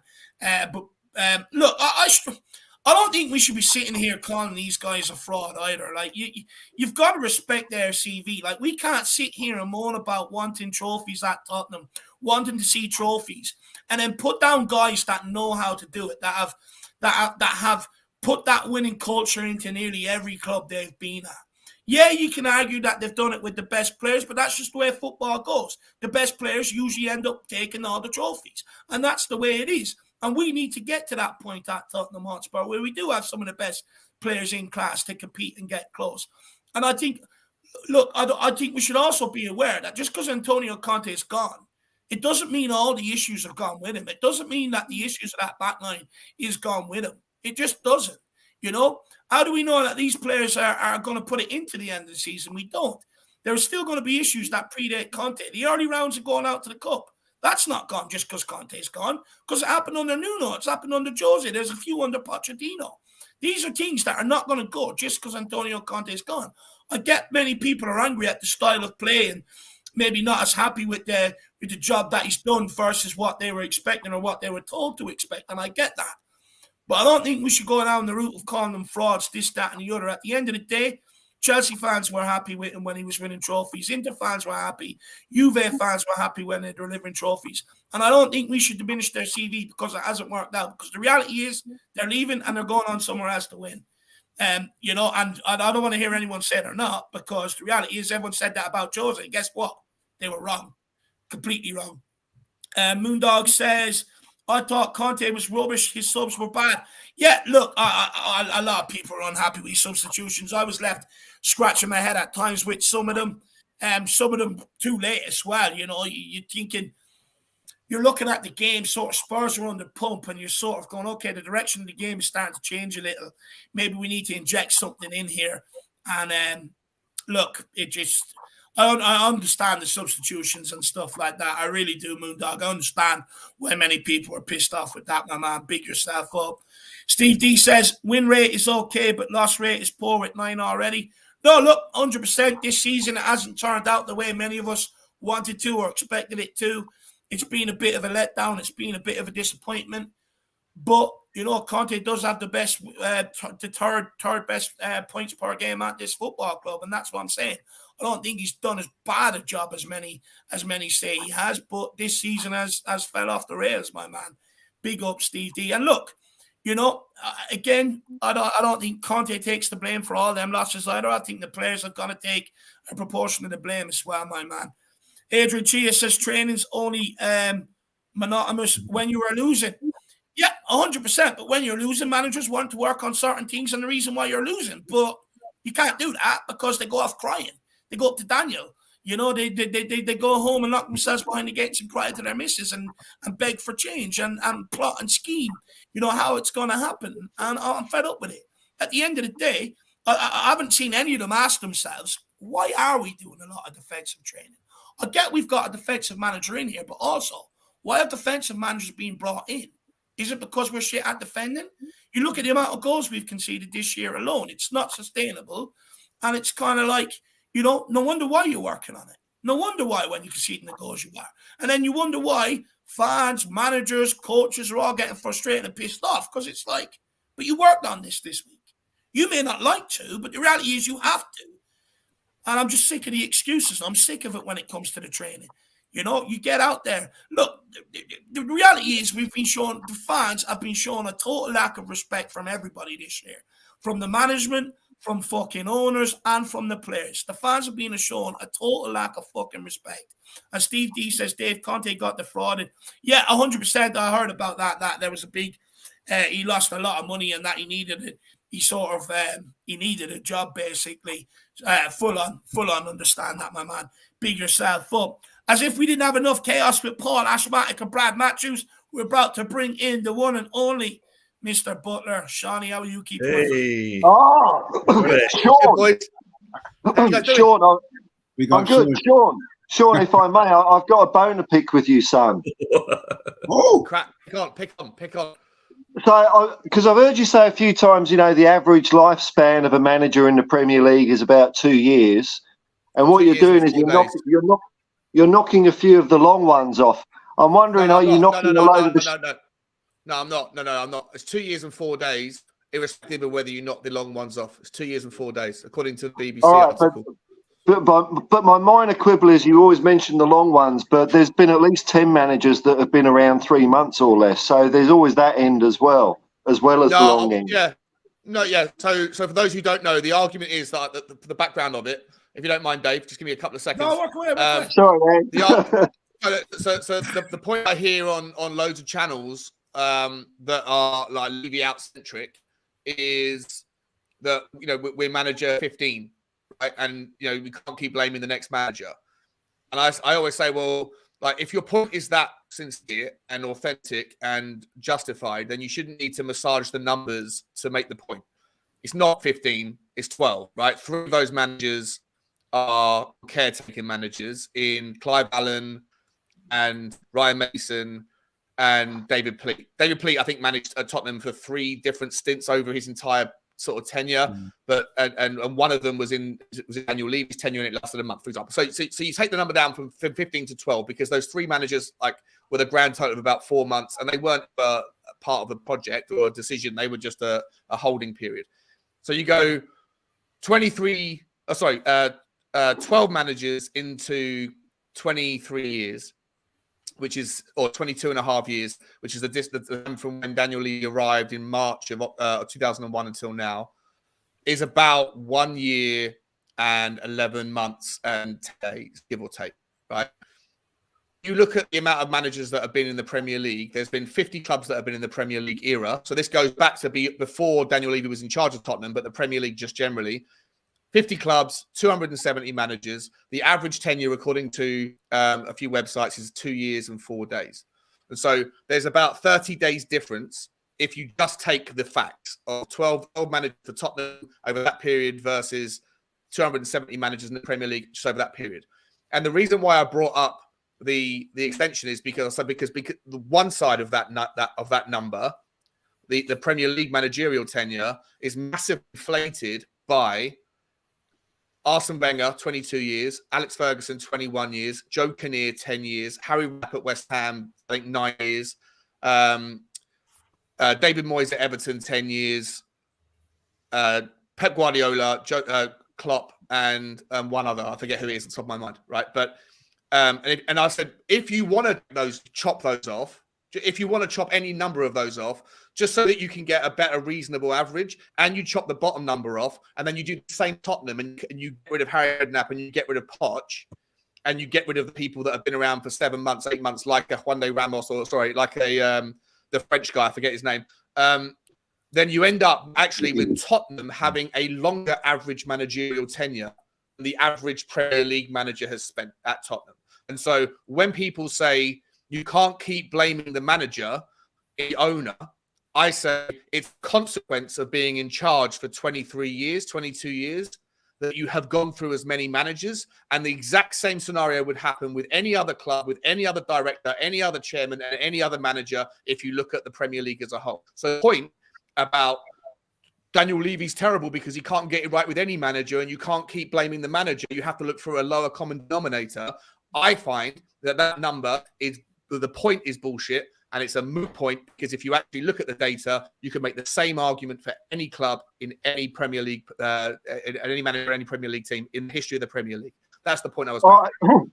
So the only bit I was missing was that you were chopping the bottom and top off. That was it. Sorry, that's okay. Yeah. Thanks for explaining. The point stands. Even if you leave them all alone, if you don't chop them off, there's about a 30-day difference between Tottenham managers and Premier League average. So it's not a big deal. Well, look, before we get Sean's thoughts, and then I want to get in and talking about Mason and Stellini, everyone keep smashing that like button, keep smashing that subscribe button. The road to 10K is on, and feel free to get a super chat in with your thoughts, opinions, questions, whether you agree, disagree. You always lead to great conversational pieces, and it's a great way to support the channel. But look, Sean, before we move on and talk about Stellini and Mason, just sort of, what are you feeling now that Antonio Conte has sort of been sacked? What's your feelings? And what sort of job do you think he's done over his time here? I'll answer that once. Just before I do, I just want to quickly have a chance to Ash. mate. We were on a stream late last night, and I wanted to apologise to you because I know that it was a 5 versus 1 debate. Actually, when you're the one who's in the corner taking arguments from every side, you end up talking too much. So I apologise if I overtook the We Are Tottenham TV stream a little bit and didn't get you a chance to have your say. Yeah, no. Right. Oh, no. Just want to make sure that, Yeah, that's fine. Cool. I'm going to work on my how much I talk. Yeah, but ultimately, to answer your question, it's all about talking. No, it's all love, man. It's all love. I just wanted to. I didn't want you to. Also, sometimes, like, because you're the only person talking as well, like on the other side, I felt a bit bad as well. Because sometimes I like to try to play devil's advocate, but I just felt like no one was kind of bigging up your corner, if that makes sense. So that's all good, mate. I'm used to that. I'm used to that, bro. And I love it. I love being playing the devil's advocate. So I'm all good. But I just wanted to say, if you spent 2 hours on the stream and it was a lot of me, not much other people. So I apologize. But yeah, Dave, to me, mate. You personally, really mate, on the last night, didn't you? Yeah, I'll fuck it. Yeah, well, I do that quite a lot, mate. Not just on the virtual stream. I sometimes go out on my own for beers. But the point about Conte, listen, mate, I'm delighted he's gone, to be honest. I never had that much time for him. You know me, I've been on your channel for the best part of like a year and a half, whatever. And I've never been a massive fan of him. Yeah. Can't stand his football, can't stand his press conferences. To the most recent one, obviously, the last one was the epitome. But you've seen little things of it the whole way through his tenure. I don't like his subs. I don't like any of the things that he's done. And I don't think he's done any better job for all that money that he got paid than half a dozen other Tottenham managers that were apparently nowhere near as elite as he is. So I'm delighted he's gone, but at the same time, we don't know whether or not he's got paid. The vast majority of what he was looking for in that contract clause. I don't think we'll ever know. That's probably going to be confidential. Hope he didn't get paid a lot of it because I think that he manufactured the whole situation. I think he gave up a long time ago, and it was the opportunity that he was looking for to manufacture it. So I've got a lot. He leaves with me with a bad taste in my mouth. I won't remember him fondly. I won't. I understand if anyone feels differently, but at the same time, I 100% blame Daniel Levy, 100% for putting us in the situation in the first place. It was never going to work. He should never have done it. I know why he did it. He did it, and it was the same opportunity to do what he did with Jose. Big name brand that will shut the fans up for another year and a half or whatever else, right? That will get them behind it. And maybe Poch will be the obvious answer now because that will be another way to shut the fans up for a couple of years. So I give Daniel Levy so much of the blame for getting us into the situation, but I leave Conte, for me, couldn't care less. Get out. Don't want you anywhere near the club. I don't even talk about you with fond memories. On to the next one. Whoever that's going to be, if Daniel Levy fucks this up, and Paratici, the decision around him has to be made as well. And I don't know how I feel about him yet. I haven't really landed on my own. But we'll be talking about him as well shortly. Yeah, well, there was the sort of Damocles over his neck with his ability to even do the job. And I think that is a stumbling block and a hurdle for us to kind of do this reset, get back into first gear. So Daniel Levy, he has to get this next decision right. And if he doesn't, my patience for him will have completely run dry. And I'll make that clear. But Conte, see you later, mate. Don't care. See you later. Fair enough. Everyone in the comments, let us know if you think Shawty's being too harsh or whether you agree with him. But look, moving on, one last question maybe on and it's not really on Antonio Conte, it's more off the back of what he says. In the outburst, he more or less alluded to the club sort of being broken. Do people on the panel agree with that? And we'll start with you, Brad, and work our way around. He basically said about not winning trophies, this, that, and the other, and basically just alluded to that something's not right at the culture at this club, and that players being selfish. So he sort of alluded to that the club is broken, really. Do you agree with it? I think the club's been broken for most of Vinic's tenure, apart from maybe 2 or 3 seasons under Pochettino, maybe the season we had with Harry Redknapp, maybe Martin Jol. There's obviously a culture problem there. As I said, top 4 is a priority, where fans care about winning things. And if you want to make one argument against ENIC and the board, it's the one trophy in the 22 years. I know it's a cliche. I know it's been said by many, many people, and it's probably boring. But that, Oh, you for just, me, says it sorry, all. Brad, 1 second. One second, my computer's going absolutely haywire, so I'm going to log out and log back in. So you just keep going. Yeah, so I think it's been wrong for a long time. On the football side, I think on the actual the way the company's been run, fine. Yeah, we're in good financial position. We've got the nice stadium, the nice training ground, etc., etc., etc. I've got no problem with the income streams and extra income streams as long as they put the football club at the top of the pyramid. But I honestly don't believe the football club is at the top of the pyramid. And when that's not the case with a Premier League football club, then your club is broken, in my opinion, anyway. I'll go then. What do you reckon? Thanks, man. I think it started breaking in 1983.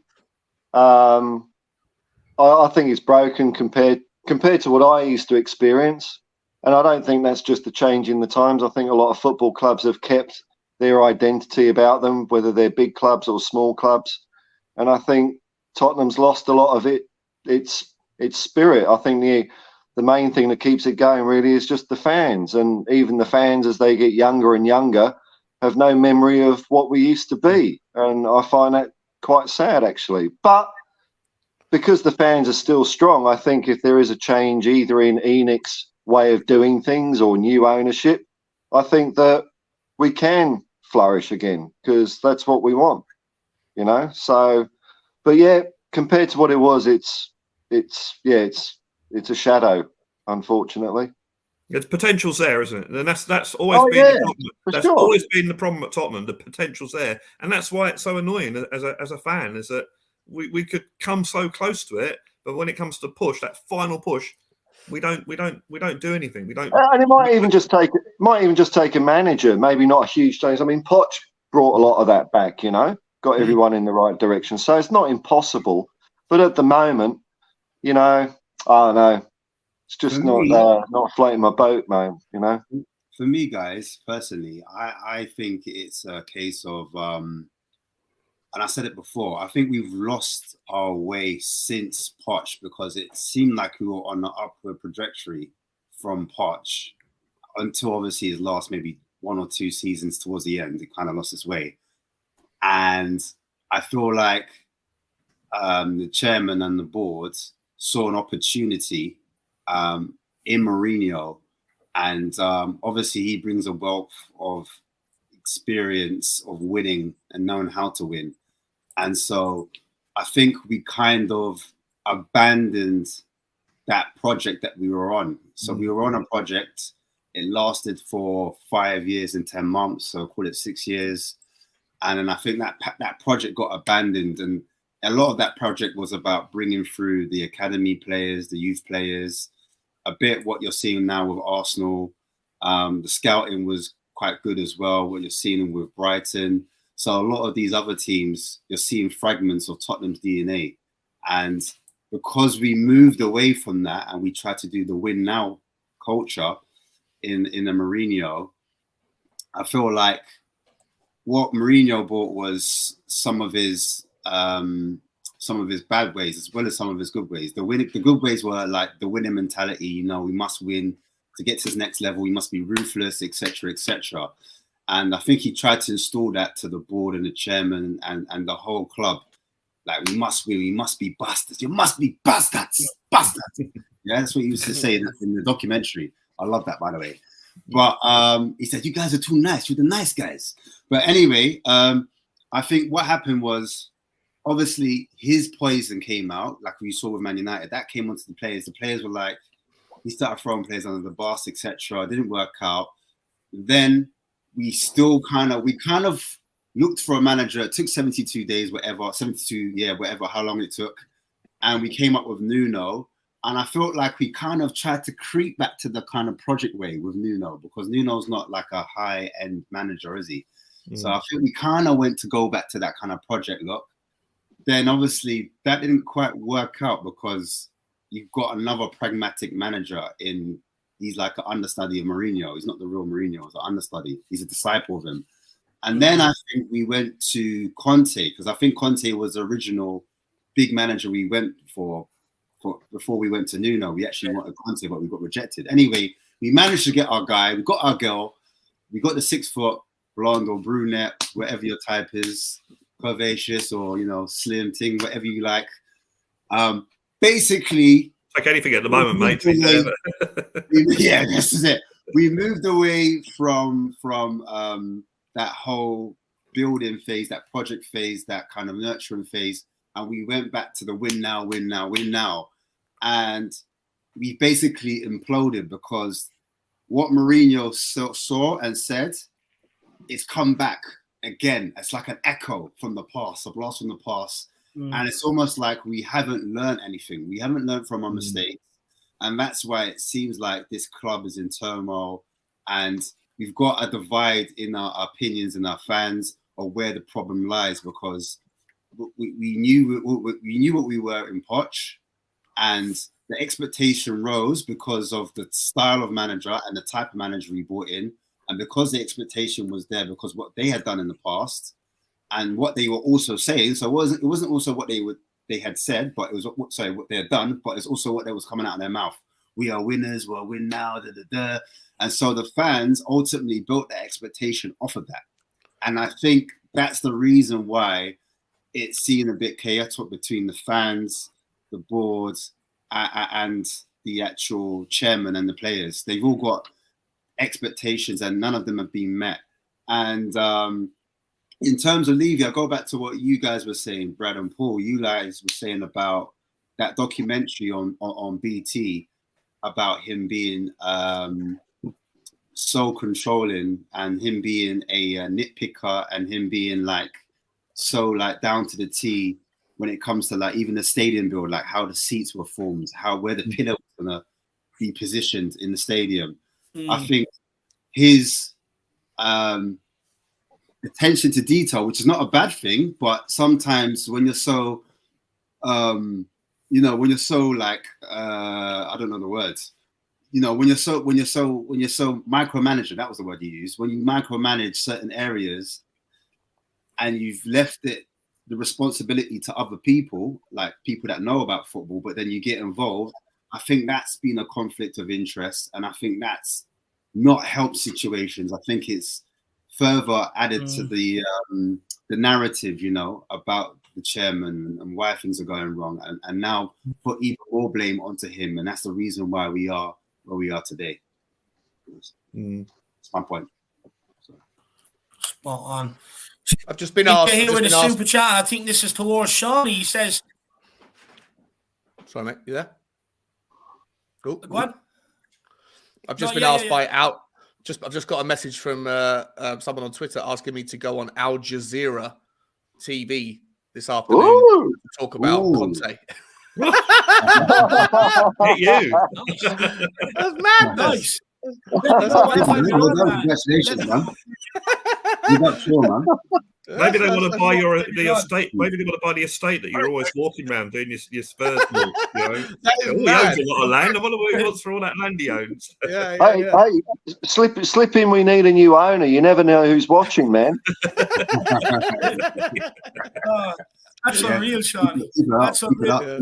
Shawnee, I think Adrian Chia has a super chat here for you, my man, and he says, if we chop outliers off top and bottom to justify average tenure of other managers, it's not much shorter than Spurs. What's their trophy count amongst? What's the trophy count amongst these other clubs? All the trophies. I mean, I got no idea, right? I haven't done that, but at the end of the day, we're looking at 50 different Premier League football clubs that have been in the Premier League over the last whatever it is now, 30 years or something. And 270 managers, and the fact that I haven't done the research. Whenever I've done that research around the kind of which teams have won the trophies, it's always been since Daniel Levy's era. So I won't be able to include the previous 10 years, but 90% of all trophies have been won by 5 clubs. So I would imagine that the average, the Daniel Levy and Tottenham, because they're one of the 7 clubs that have won a trophy in that period. So you got 90% that are won by City, Chelsea, Arsenal, Liverpool, Man United, and then you have Leicester that have won 2, and then there's 7 other clubs that have won 1 trophy, and a bunch of them have never even been in the Premier League, I don't think. Or maybe they have, I'm not sure. But in any event, the average Premier League, the average manager that has won a trophy, Tottenham will be in the upper echelon because we won a trophy and the vast majority of managers haven't. So I don't know, Adrian, but I would suggest that Tottenham actually come out of that statistic quite well, even though we haven't done very well with trophies. Well, there you are, Adrian. Here, let me know in the chat if that answers your question. Let us know if it answers your question, my man. But big up, Adrian. Good to see you, my brother. But do let us know if that answers. If not, I know Adrian will be back with a rebuttal anyway, Sean. He definitely will be. And big up, Ellie. I hope you're keeping well. Hopefully you've recovered from your illness. And it's good to see you. She says, what a disgrace of a club we are. A man speaks the truth, and the owners, you can't take his criticism and cheating players stealing the living. Eric Dyer, the biggest culprit, go on to fail us again. I'm just fed up with some of these players. I've been preaching it for a long time to get them out. I think they're a problem. I think they're the worst of what Pochettino had to offer some of these guys. And it's a culture that's now embedded into the club where the fans are getting the repercussions of it, and it needs to change, Ellie. Absolutely spot on. Guys, as we know, Stellini and Mason have been put in interim charge up until the end of the season. What's our thoughts on that? You know, apparently Conte gave his blessing to Stellini to stay. Many people are saying they're okay with it. You know that Stellini's done a good job in Conte's absence. So we'll start with you on this one, Paul. I find it weird that Stellini's staying. I'd prefer a clean break. You know, we've got a director of football that's got legal trouble. Stellini has had legal trouble under a cloud of match fixing. I mean, we're just going to carry on playing the same crap as well. I'd rather, if we're not going to have a new manager come in, which would be the ideal thing, I think, then I'd prefer Ryan Mason on his own. See what he can do. He did all right. He didn't actually do too bad last time. You know, we just really remember the cup final he lost, but he won a few of the remaining games. I just wanted that whole thing to be gone now. It's not Tottenham anymore. And you don't believe we're going to see any sort of difference in style of play, formation, anything like that? Oh, I doubt it. I mean, maybe, but I doubt it. I doubt it. Guys, I got to go. Got to get on this Al Jazeera thing. I'll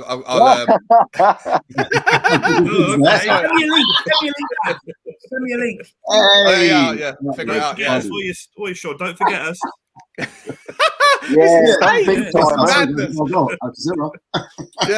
it's madness. I love it. I'll see you guys. Thanks for having me, Dave. Take care, guys. Take care. Bye. I'll see you soon, Johnny. Enjoy your big stuff up. No, we won't see him again. He's going to be off. He's off with his highfalutin friends now. That's it. No more for you. And Levy Malley just dropped on him differently. That's it. Yes, I swear, guys. I can't talk too much, but I'm out. The finance man has spoken. The Stellini thing. I think it's basically continuity they've gone for. I think that if you look at the statement about top 4, which is obviously their priority, they're thinking, well, actually, Stellini has done stuff with Tottenham. The players seem to like him. The players know his tactics. I mean, it's obviously not that dissimilar from Conte tactics. And footballers being the little darlings they are, if you brought a new manager in, I'm not saying I agree with this, if you brought a new manager in who played different tactics, say you played a back 4 or whatever, these poor little footballers, we can't adapt to that. Oh, shit, what are we going to do? So I think they've gone with continuity. The players know the system, and it's probably more likely to work than not if you had a new manager with new tactics, blah, blah, blah, blah, blah.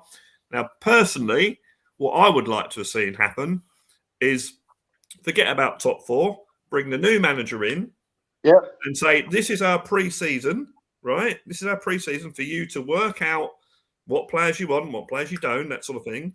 And the other thing I would want to see, Paratici, whether it's him or whoever might be the director of football, if he goes, is say, right, what I want you to do is I want you to organise sales for all these frigging players we've got out on loan. So when the season starts, when pre-season season starts for next season, all of these loan players are sold and gone.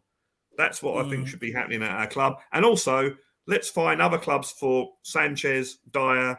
Now, I've got a soft spot for Davis. I think if you have a big squad, you could probably find a place for him. I'm not saying he should be in the first 11, but he's probably a place for him there somewhere. But Dyer makes mistake after mistake after mistake. Sanchez, well, he's never the player that we He can't even stay on his feet. Yeah. So get rid of him. Get all these players out the door. Look at players like Sessegnon. Is he good enough? Is he going to ever be fit ever again? Probably not. Get rid of him. Just do that. But that's what they obviously ain't going to do that because they got Stellini and Mason in charge to the end of the season. But yeah, I think we should be treating this which we more or less did with Conte. To be fair, I think I said the same thing when Conte comes in. Right, let's treat this as a pre-season. It just so happens that he managed to get us in the top 4.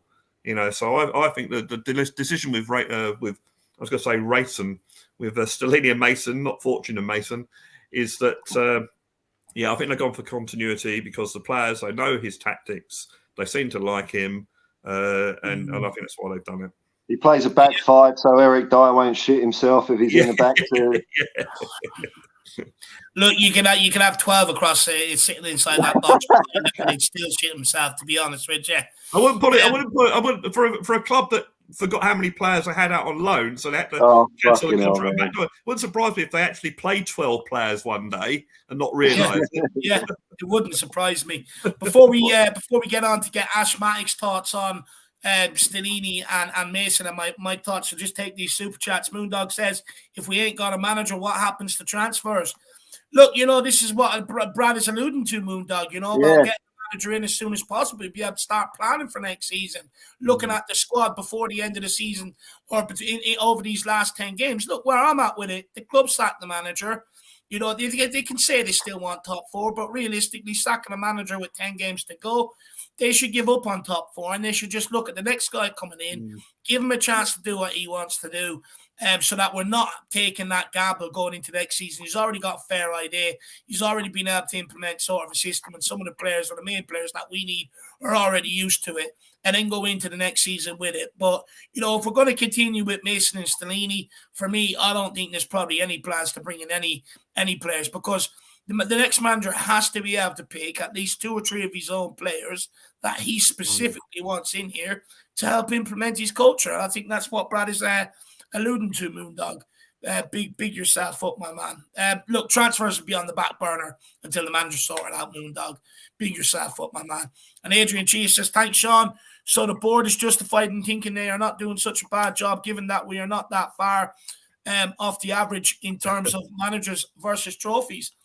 Look, I hear what Sean is saying, but for me, you can't justify one trophy over 21, 22 years, and the failings that we've had, since the Champions League final. Sacking Pochettino before a cup, or Jose Mourinho 6 days before a cup final, and the guy has 25 trophies to his name.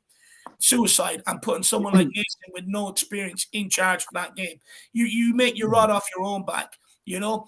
Bringing in managers to get them in here to win now, develop a winning culture and put that culture into Tottenham, but not give them the exact backing they need, not addressing problem areas of the squad that have been long outstanding. It's just not good enough. And yes, I think they do have to take failure.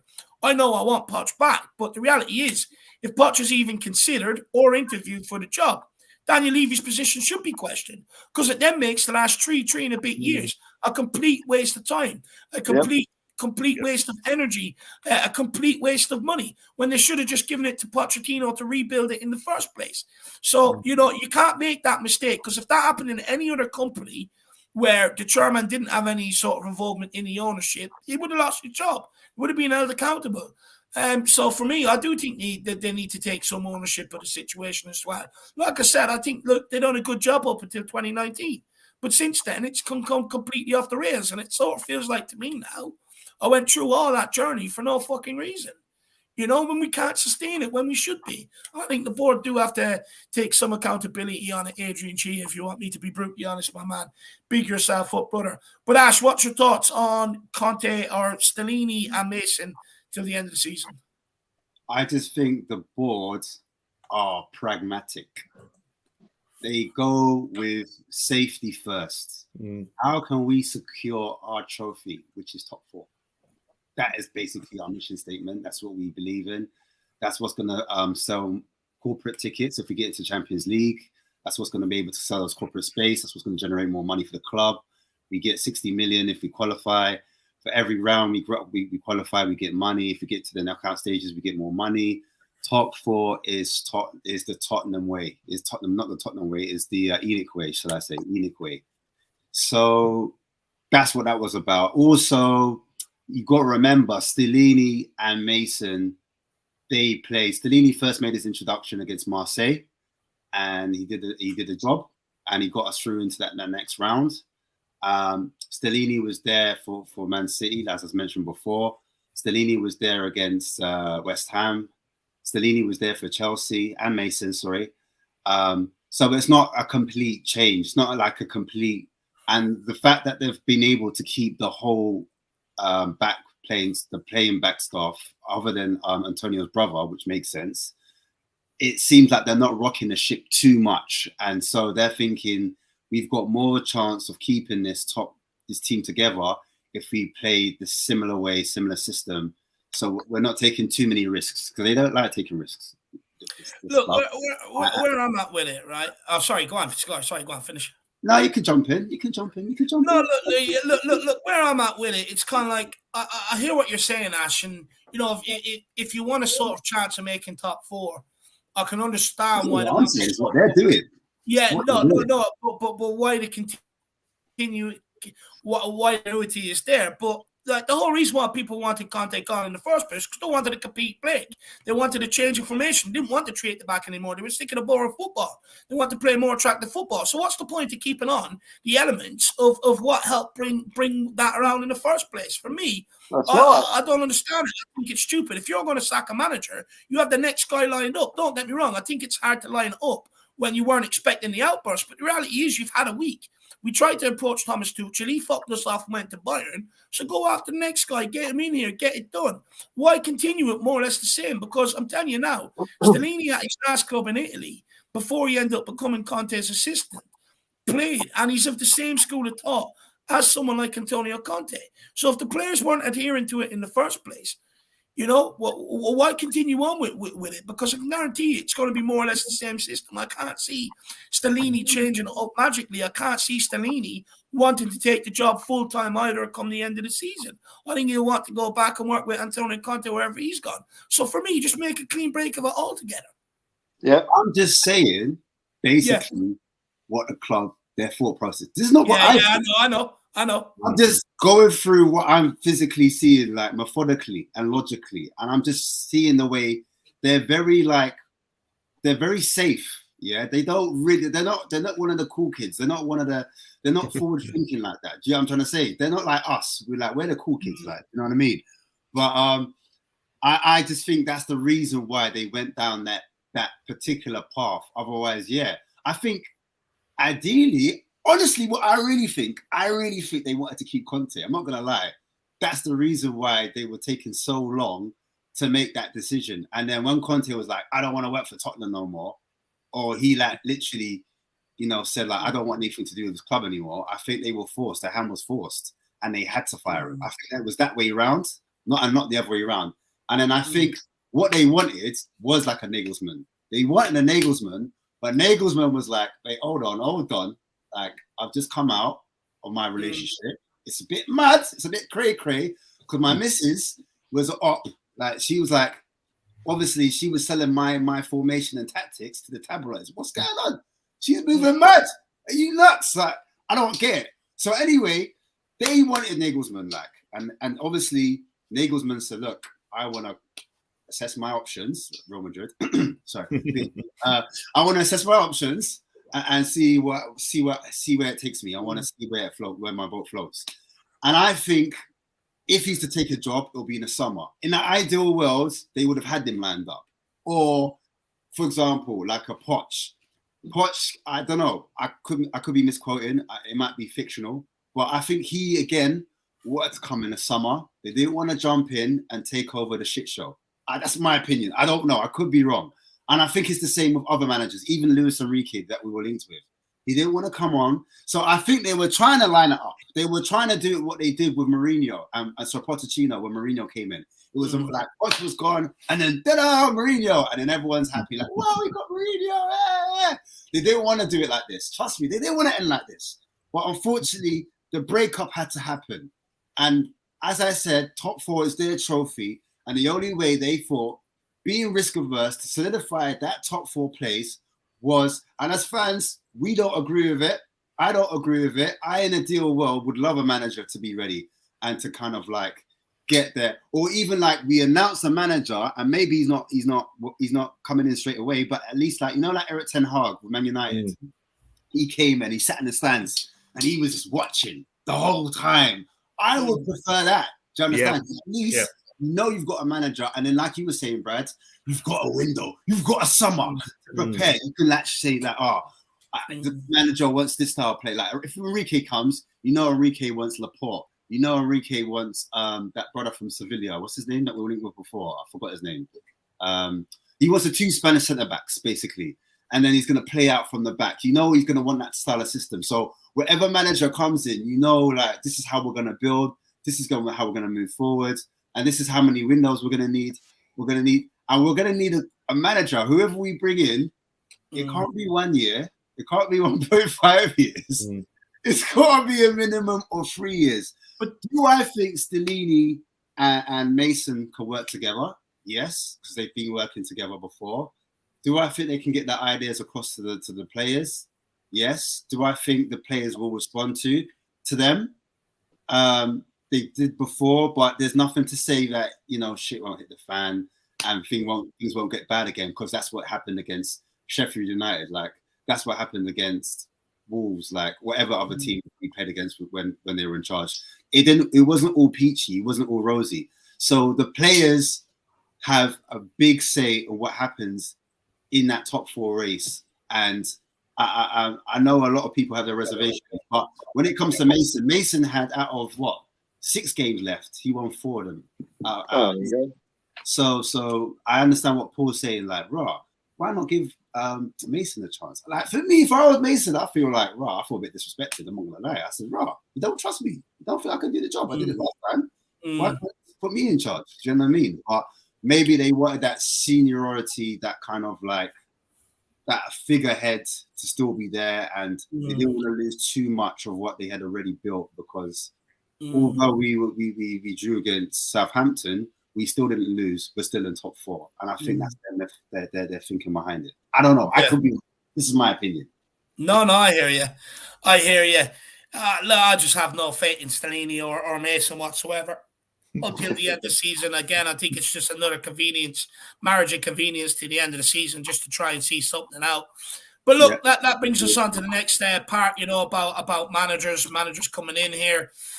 Look, I'll kick it off. I think the many fans' favourite, even over Pochettino, is someone like Thomas Tuchel. Look, I have my reservations. I have my doubts about him. I dismiss the likes of Ange Postecoglou and the likes of Thomas Frank, because, in my opinion, I don't think they have the experience at a club that is sort of the level of Tottenham Hotspur, or enough experience to be able to take the job. But, you know, and I see other people ruling them out for the same basis, but then calling for someone like Nagelsmann. Nagelsmann isn't that experienced whatsoever. Nagelsmann has had 3 jobs, and the minute he got a shot at the big time, he failed completely. So I'm not convinced that he is the right guy on that basis. Everyone's calling for a project manager. What project? Fans have been calling for managers to be sacked since Pochettino. Fans don't have patience for a project. So why are they calling for a project manager that requires patience? Neither do the board. The board have sacked Pochettino, Jose Mourinho, Nuno, and Conte on the basis of top 4. So they're not. The board don't have the patience either. Nagelsmann, is he really a project manager? His last 2 jobs, he's lasted. He hasn't been in a job longer than 2 years. Is he really the project manager everyone talks about? Yes, he done well at Hoffenheim, but I don't think he's the project manager that everyone's hanging their hats on to be. I don't think he's all that. I think people aren't questioning.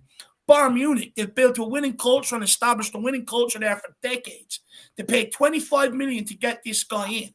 Why is it? And they obviously, and they was very, very quick to get him out. Why is no one questioning it?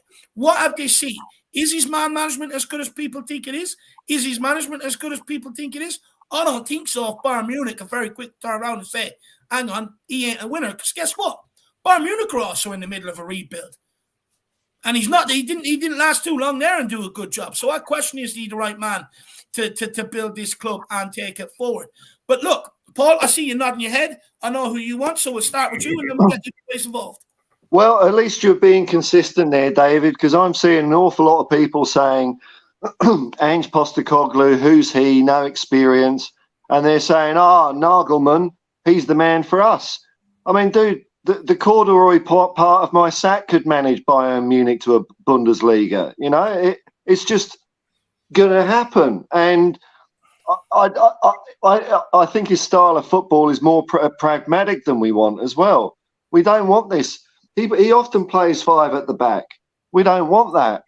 So I don't see why everyone's got such a hard on for this guy, because he's everywhere.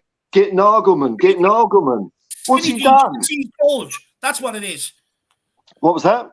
It's the skinny jeans, Paul. You can see his bulge. That's why. Yeah, there you go. But like Alex Ferguson had only managed at Aberdeen and St Mirren before he went to Man United.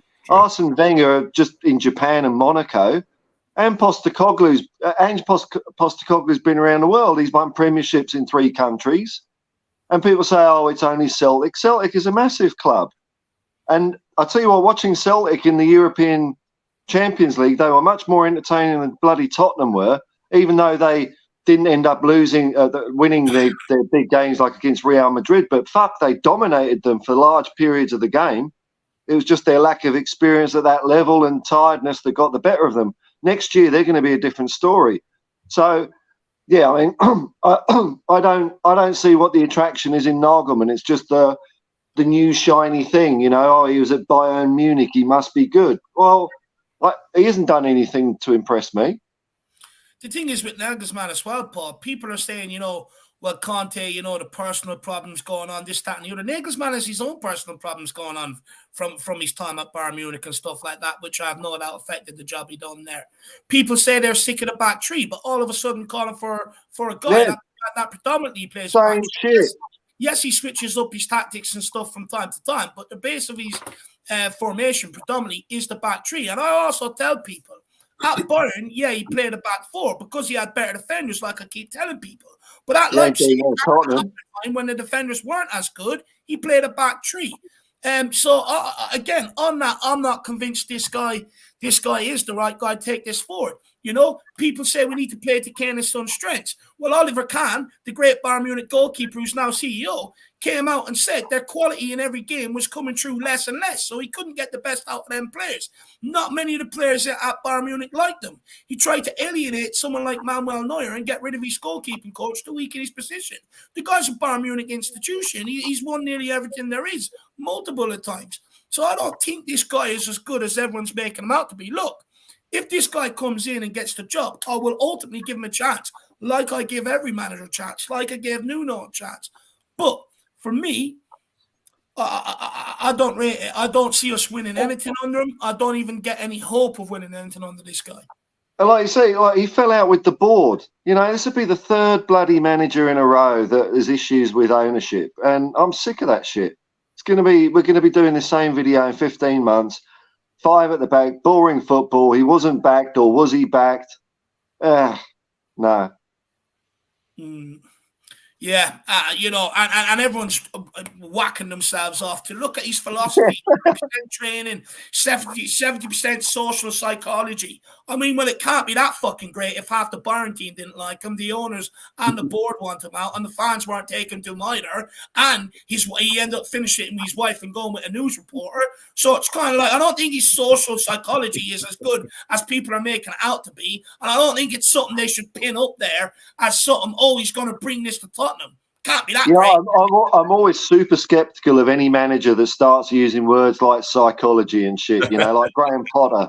It's even though that might be true at some level, it's not football talk, you know. You say that to a football player and they're just, huh? You know, that they only care about football. You've got to talk to them in terms of We need to football. grow. We need to And grow. the thing is, Oh, he fucking hell, Brad! he couldn't handle a dressing room of superstars. Well, we've got No. players that think they're fucking superstars, so he ain't coming in here to handle that dressing room either. No. Anyway, that's enough from me and my rant on the skinny jean, frotty drinker. In terms of Nagelsmann, I've had enough. I just really don't rate the guy whatsoever. But Brad, where are you at with the manager situation? Well, I have to say my knowledge of managers and their style of football is really based on what I read. And a few days ago, I'm all for Nagelsmann, or Nagelsmann, I think is how you pronounce it. Nagelsmann, I don't really care. I'll call him what I want. Sounds really good. Yes, Go get him. And now I'm sort of like, no, stay away from him. So well away from him. I'm interested. Actually, I think Paul's. You know what? If we got Esther, I can't say his name, Paul Esther, whatever his name is, the Aussie guy. If we get him at Tottenham, it'd be quite interesting. Actually, I'm a bit. He hasn't got Premiership experience, and managing Celtic or Rangers is probably one of the easy jobs in the world, considering the rest of the league. But you brought up the point about Alex Ferguson. That's a very good point. And if he's as successful as the last Aussie we had at Tottenham, and I'm talking, of course, about Aussie. I mean, we won trophies with Aussie Idealies as a player, not a manager. But you know what? I've got to the stage now musically where I don't look for new bands anymore or new music. I always go back to my old favourites that I love, whether it be in the 60s, 70s, 80s or 90s. I always do that. The last modern album I got, I think, was the Arctic Monkeys. And, even they're ancient now. So bring back Keith Birkinshaw. That's where you go. Well, not quite that far back. And this is why I don't think with the current owners that we're going to, it doesn't matter who manages Tottenham at the moment. We've had two of the managers won everything everywhere, not a thing. We've had one of the best young managers, Pochettino, not a thing.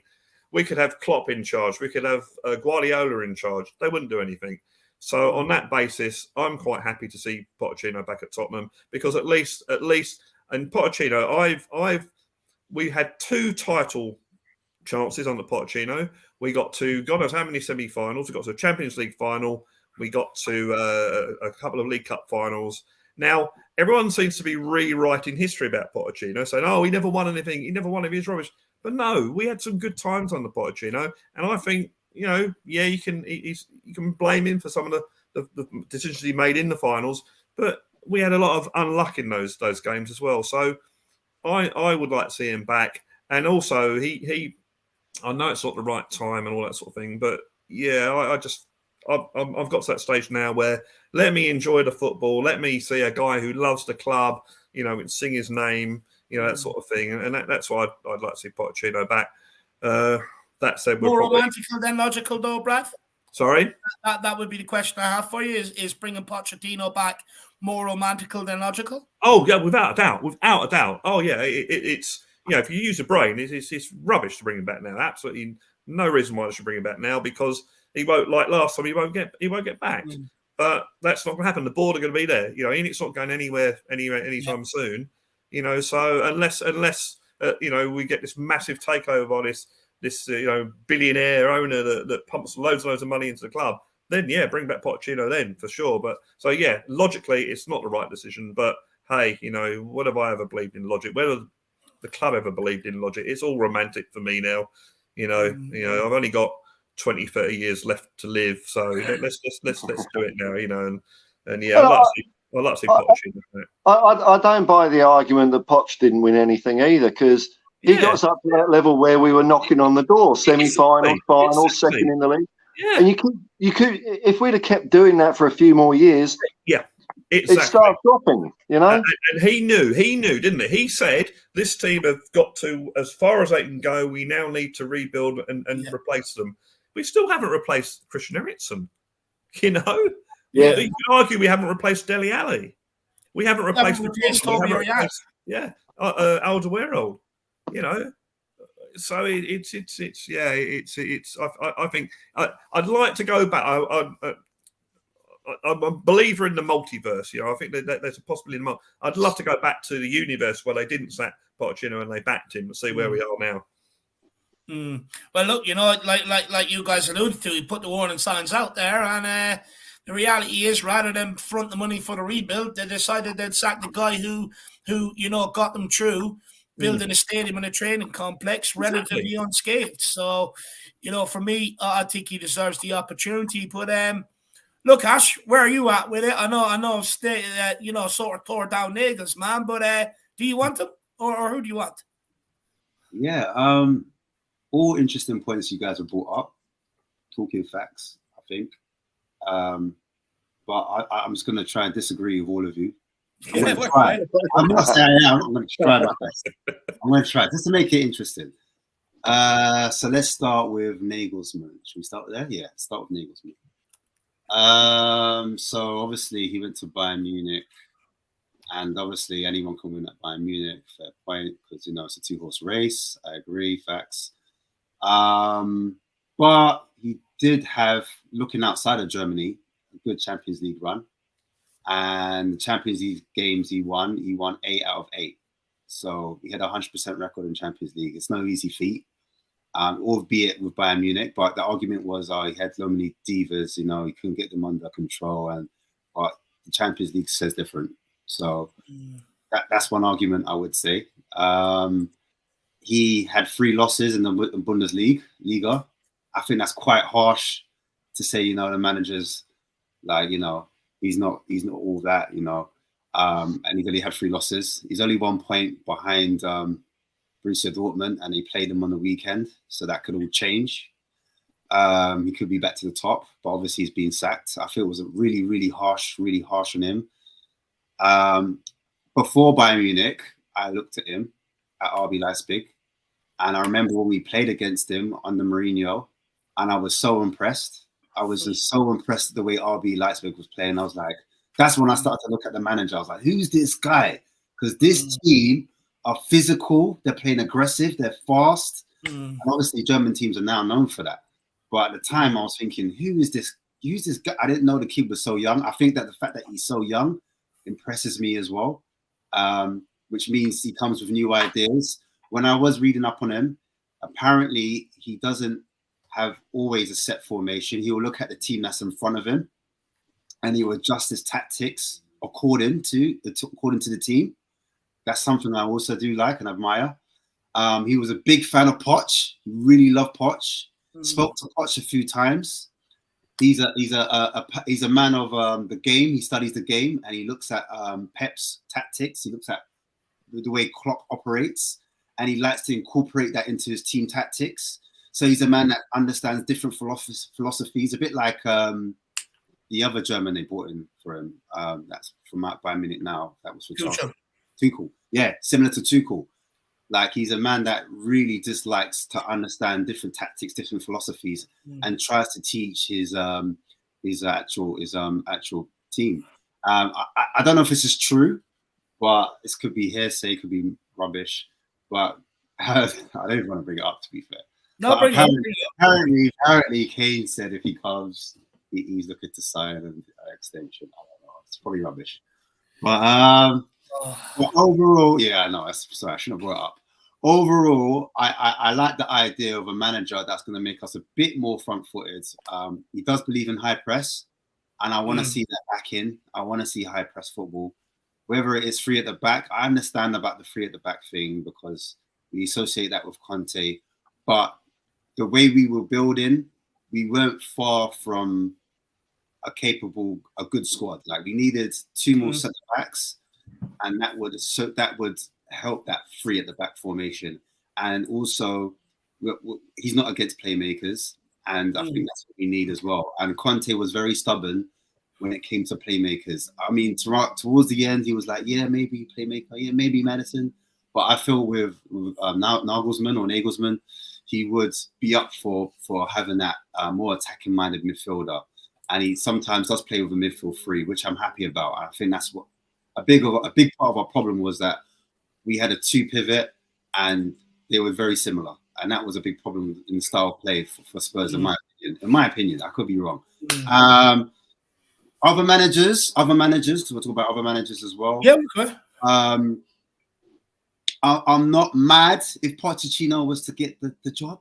I'm not mad because I think we're in a better position now. I think our squad is slightly better. Albeit that we did inherit like a world-class goalkeeper. I do get that. I think we still need to replace a keeper if he does come. Regardless who comes, I think we need a new keeper. Lloris can't stay any longer as number one. He can stay in the squad, but he can't be number one. So whoever comes in, we need a new keeper.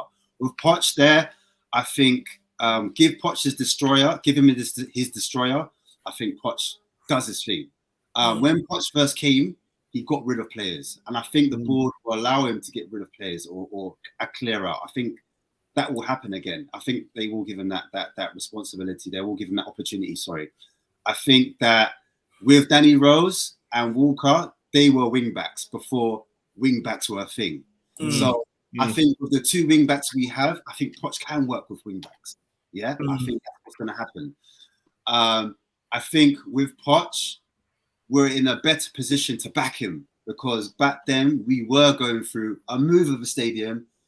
We had to play with those players in Wembley. So no wonder there was a drop-off. He didn't have a home.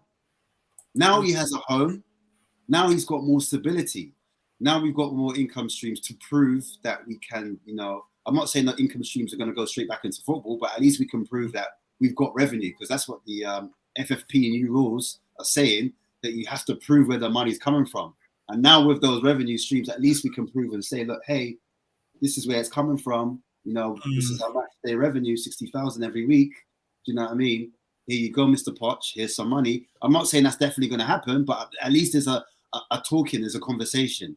And I think with the style of play, the attacking football, and the romance of the fans, I think the fans will give him a little bit more leeway than Conte. I think the fans threw Conte under the bus, the way we went out the cup competitions, but because the football was so turgid and so poor, and his stubbornness not to play like the Dan Jumas, his stubbornnness not to play a Spence, whether they're good or not, the fans just wanted to have a go, and they wanted to see someone that was a little bit more attacking.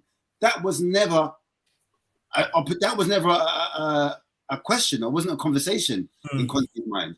And with Poch, you feel like he will give younger players more a chance. He'll give attacking players more a chance. We'll have a go at those top teams. We'll have a go against Arsenal. Arsenal, we won't sit back. Remember where we were away at Emirates? We won't ever do that under Poch.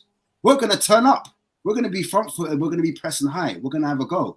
And that's what fans can get behind. Even if we get battered or even if we lose, as long as we have a go, fans can get behind that.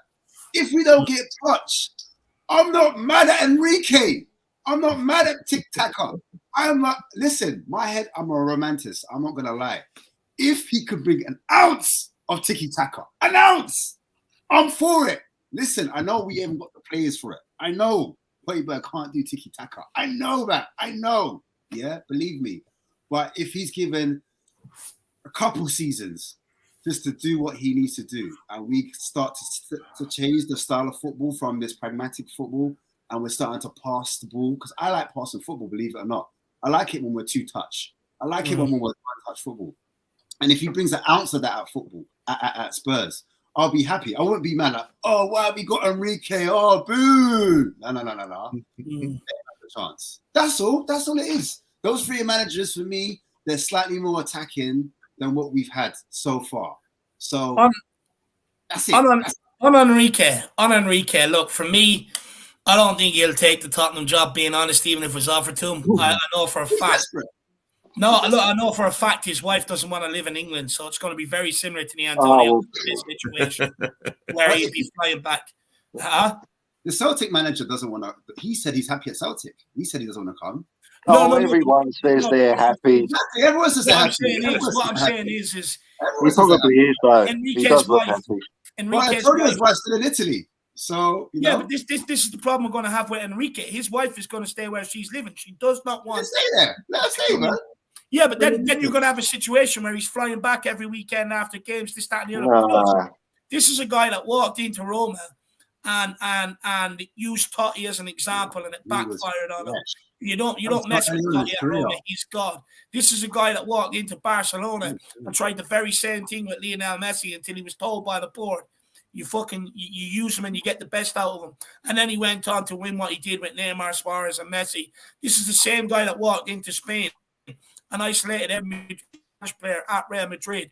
You know, this is a guy that I reckon he's going to come in. He's either going to butt heads with Kane or Son, and he's going to look to use them as an example. And I don't think we're at that point where he can do that, to be honest with you, especially with what they've contributed down the years. So that, for me, I think does rule out Luis Enrique.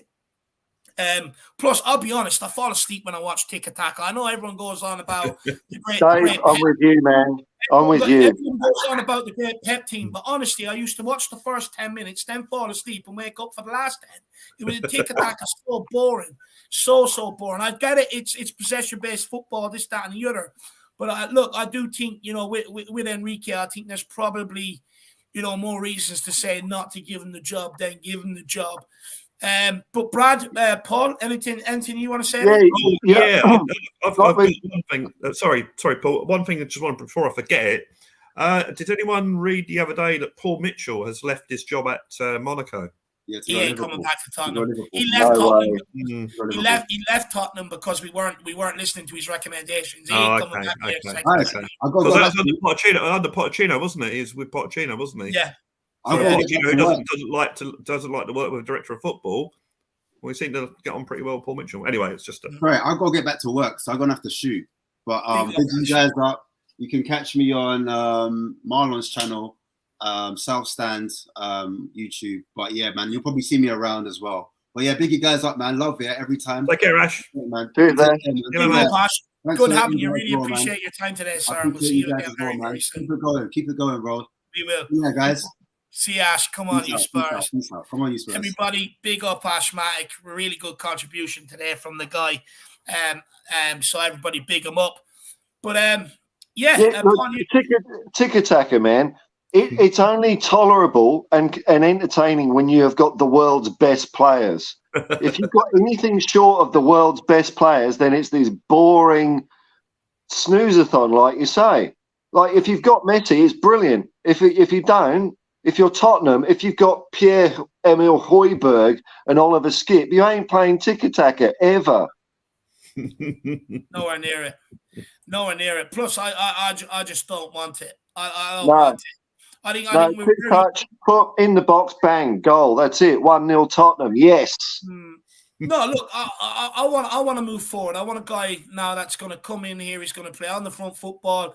He's going to play pressing football when we don't have it. I want him to be able to work with some of the youngsters we've got. I think we've got some very, very good youngsters and a good core for the future for someone to be able to build it, implement it, and put it in place. And that's what I'm looking for at Tottenham. And for me, someone like Pochettino fits that bill. I know they always say in football, don't go back. You know, it's never as good the second time around. You know, they also say that with your exes and stuff like that, which is true. But however, on this occasion, I think Pochettino done a magnificent job the first time round. You know, helped get the club through the stadium. Didn't get the he went 3 windows without transfer, still got us to a Champions League final with Winks and Sissoko in midfield. And for me, when I look at the evidence of the job that Pochettino done here and the fact that he's had us challenging when you've had someone like Jose Mourinho and Conte who can't get us up to that sort of level, I think we should go back and give the guy the opportunity that I think he deserved the first time round. Sometimes in football, clubs and managers just fit, they work. And I think that is the same with Pochettino and Tottenham Hotspur. I think Pochettino is the only manager that come in here where people actually give it a chance, not be on his case, not be so quick to call for him to be gone as soon as results stop turning. I also think with Pochettino, he's more likely to come in here and get rid of fucking Moonhead, Davies, Sanchez, people like that who cost him his job the first time round. I think he's more likely to go and get Ndombele out, Skip and Winks out, Lascelles. I want to continue to shift them on. I fear if we get another manager, they'll want to take them guys in, just like Conte done. Give them a chance, look at them, see what they can offer. Reality is us fans already know what they do. We already know what they offer. They haven't been good enough. They don't play for the badge. They don't play us. They don't respect us. And I just want them gone. I want to move on with a new era altogether. But regardless of what manager comes in this door, it is very, very important that we get a goalkeeper and that we get centre backs in for any of them to succeed. But one thing I do want to say, actually, just quickly, anyone who said Conte should be getting better out of Dyer, I don't want to hear you call for centre backs because you believe that even under Antonio Conte, these guys are good enough. So I want you to stick with that same energy, and I want you to watch Dyer on the next manager. I want you to realise that is a huge, huge problem at this football club. But regardless, my opinion is, and I've been correct on this all along, centre-backs is a must. At the heart of Pochettino's team, we had a world-class goalkeeper, two of the best centre-backs in world football, best left-back and best right-back in world football as well. And we need to get back to that to give anybody a chance to succeed. You have that in place. You can play defensive football. You can play attacking football. Hell, you can play football on the moon. It's going to bloody work if you have a good, solid foundation. Yeah. And that's the most important thing. That's even more important for me than the manager. One thing we haven't touched on in this conversation is the fact that the new manager could influence whether Harry Kane stays or not. Well, what do you think, Brad? You know, you Well, look at Jose, it was enough to keep him. You look at Nuno, he wanted straight out the door. Conte was enough to keep him. So, you know, what manager do you believe is good enough to keep him? Yeah, I think Pochettino might be able to convince him to stay because I think they had a really good relationship. So, you know, but we'll see, I guess. I mean, I still think Kane will stay at Tottenham. I don't know why. Don't ask me why. I just think he will. There's only he doesn't want to go abroad. There's only one club he would go to, probably Manchester United. I think he'll stay at Tottenham. Do you know what, Brad? I'm not entirely convinced. I'm not 100% convinced myself. Look, when I look at it realistically, right? We're never selling to Arsenal. He'll never sign there. Never selling to Chelsea. I don't think he'll ever sign there. Man City have Haaland, so for me, that sort of wishes that one away. I think you look at it. You've probably got Newcastle. Is there any better chance of him winning the trophy than there? Great Shearer's record plan for Newcastle. Yeah. Ironic. I think if Kane was to leave Tottenham, I think it would be for, you know, a place where he's more or less guaranteed to get trophies. I look at Bayern; they've been sniffing around a long time. I think that one could be a possibility for him. But then again, like you said, Brad, does he want to stay and get the Alan Shearer Premier League record? If he does, I think the only club that really could be a place for him or could be a home for him, I think, is Man United. I think that's the only place he could go to, and I am a bit worried about the whole Harry Kane situation. Well, the only thing that fills me with hope is that when he broke Greaves' record that day, and they made that presentation at the end of the game, and I just said to the person that sits next to me, I said, "Oh, he ain't going anywhere," because it was such an overwhelming reception. He was overcome with emotion. I just wonder whether that, in the back of his mind, whether he thinks, well, you know what, even if I only win one trophy in the rest of my career, if it's a Tottenham, that'll be so much better than winning 5 or 6 with another club. Maybe, again, you know me, I'm the romantic and that sort of thing. But yeah, I think, and I don't get this sort of, oh, he won't show ambition if he stays at Tottenham. Well, maybe he just likes playing for Tottenham. You know, like we support Tottenham. You know, we enjoy, surprisingly, we enjoy supporting Tottenham. So maybe he just wants to play for Tottenham, wants to win something with Tottenham. So I don't see anything wrong with that.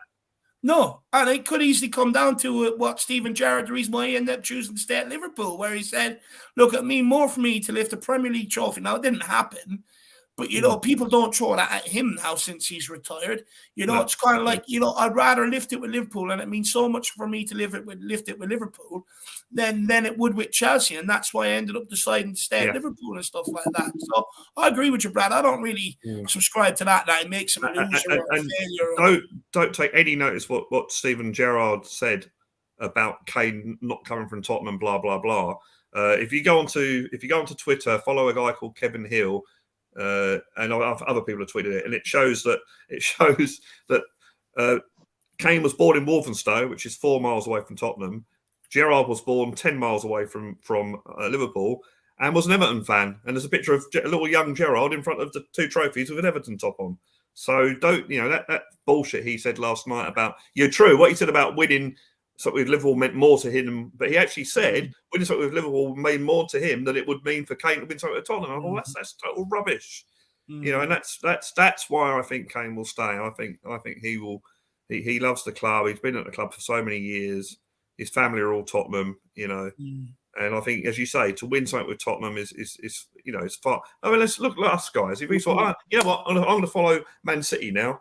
You know, Man City win this one, this win that. You know, that's not going to mean the same thing, is it? No. You know, and there's no guarantee if he went to Man United he'd win anything there. Well, he might well do. Exactly. Maybe he's got more of a chance, but I'd be inclined to think that he wants to stay at Spurs as well. Yeah, I think it'll take something astronomical for him to actually leave, which we probably saw when they employed Nuno. That was when I think he thought, wow, hang on a minute, you know.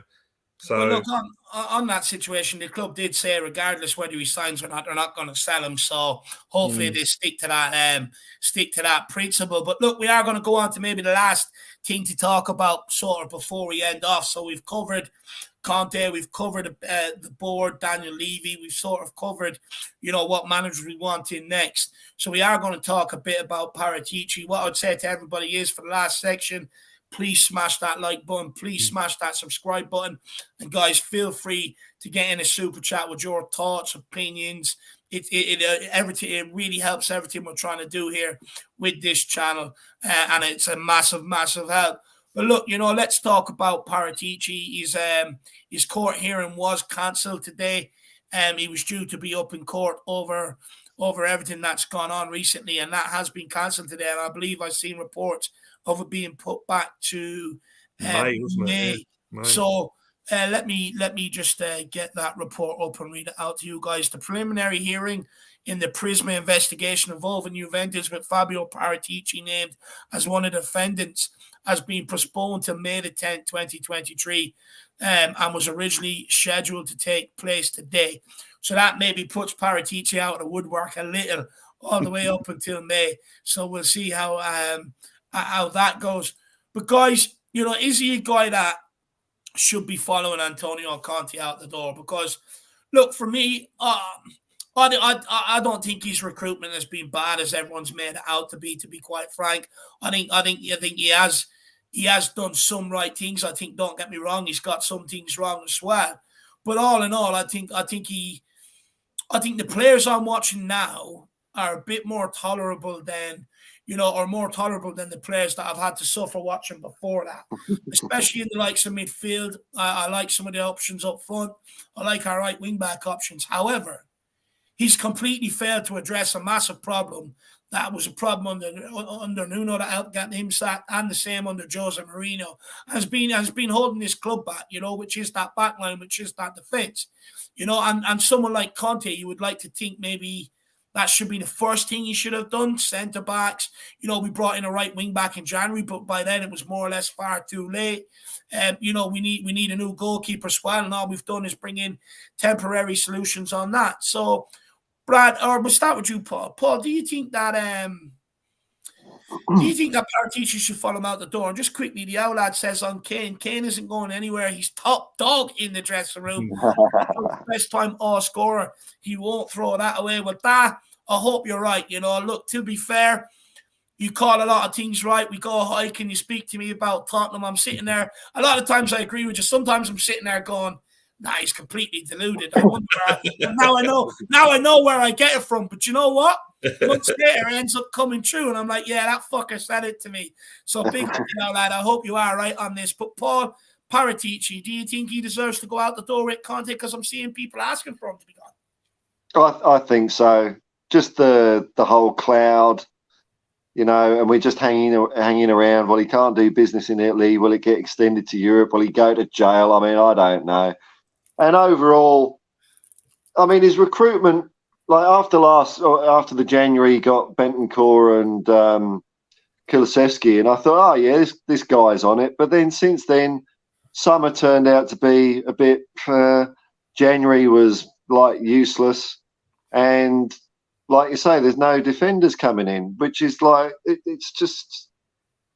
But more than anything, I think him hiring Nuno, Jose, and Antonio, 3 defensive managers. He's not a Tottenham guy, so I'd have to say arrivederci. Arrivederci to Paratici. I'm going to ring him and tell him you said that, Paul. You probably have the mafia on your hole. But Brad, where are you at with Paratici? Do you agree with Paul? Do you think that he should ultimately go with Conte? Yeah, I'm probably with Paul on this one. I think that, I mean, put it this way: if that hearing's now gone to May, so if he's spending from now until May getting all these contacts and getting all these deals, and then suddenly the court case says, "Oh, you can't do it anymore," then what happens to all the stuff he's worked on? So, so it's a harsh world. It's a harsh world. But as soon as that thing came up, did that make his position untenable? I don't know. As for his signings, yeah, some have been really good, some haven't been so good. For every Kulusevski, you've got a Galini. So, and he's probably been as good as any other one we've had in there. So the other thing that'll be interesting is the fact that they're pinning a lot on him organising the scouting staff at the club and getting all these people in. And we haven't really seen whether that's worked yet because he hasn't really had the time. Well, you're not going to, like the thing is with that scouting department, when he walked in, he said it's so far outdated compared to modern football. It's unbelievable. And you're talking about having to restructure the whole lot, bring in staff, this, that, and the other, and it's only really been this year that he's really started sort of hiring staff. So I don't think you're going to see the benefits of it. This is probably my point. The fact that he's put all this in action, and we might not even see if it works or not, because in May he might be sort of found out that he's can't do his job anymore. So yeah, it's a harsh world, and I think as soon as that court case came up, no smoke. I know you look at it two ways: innocent until proven guilty, or no smoke without fire. So there's two ways of looking at it. Do you know what though, Brad? I look at it a bit differently. I think, look, I know people are probably going to criticize and ridicule me for this, but at the end of the day, right? He was in. He was in at Juventus, and he done everything he can to keep the club going in that direction. He done everything he can to help the players out, and he done everything he can, to help that club through that period. And look, the reality is you can blame it all on Paratici, but I don't think he would have went on that road. I think owners and stuff like that definitely would have signed off on it. Asked them or maybe help put it together as well. But at the end of the day, he done everything he can for his club. And I don't think it should be anywhere near attached to the job that he's done at Tottenham, in my opinion. Well, that's the thing, though, isn't it? We won't if it. I mean, he might go in this court case. He might be found non guilty. Who knows? And if that's the case, fine. He continue his job. But the problem is we might never know whether he's going to do a good job or not, because if he's found guilty, that's it. So yeah. Look, where I'm at with Paratici, I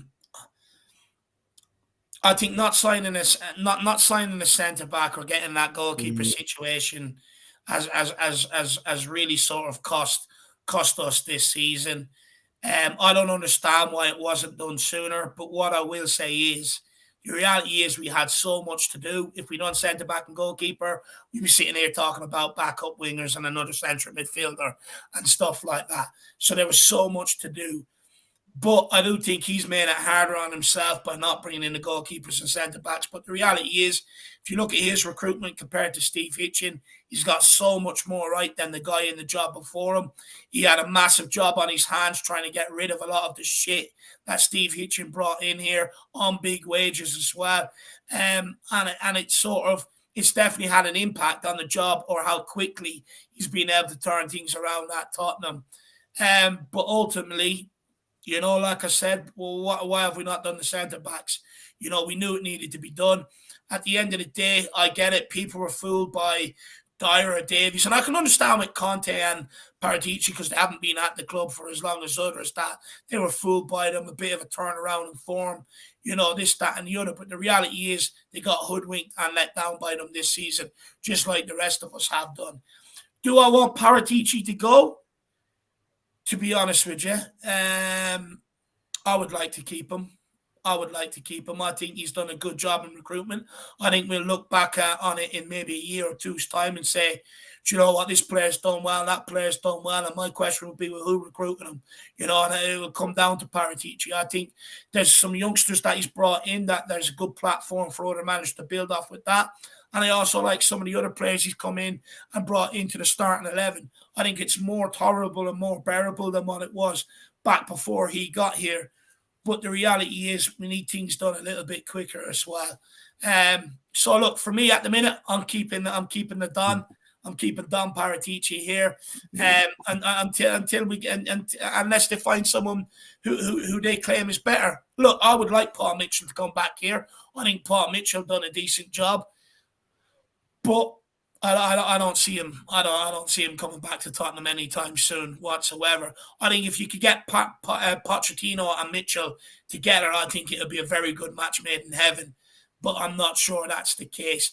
And look, if it is the club's choice to get rid of Paratici, or that they down the line, or that they're going to get rid of Paratici, do it now. Don't let him draw up the manager's shortlist. Don't let him do it.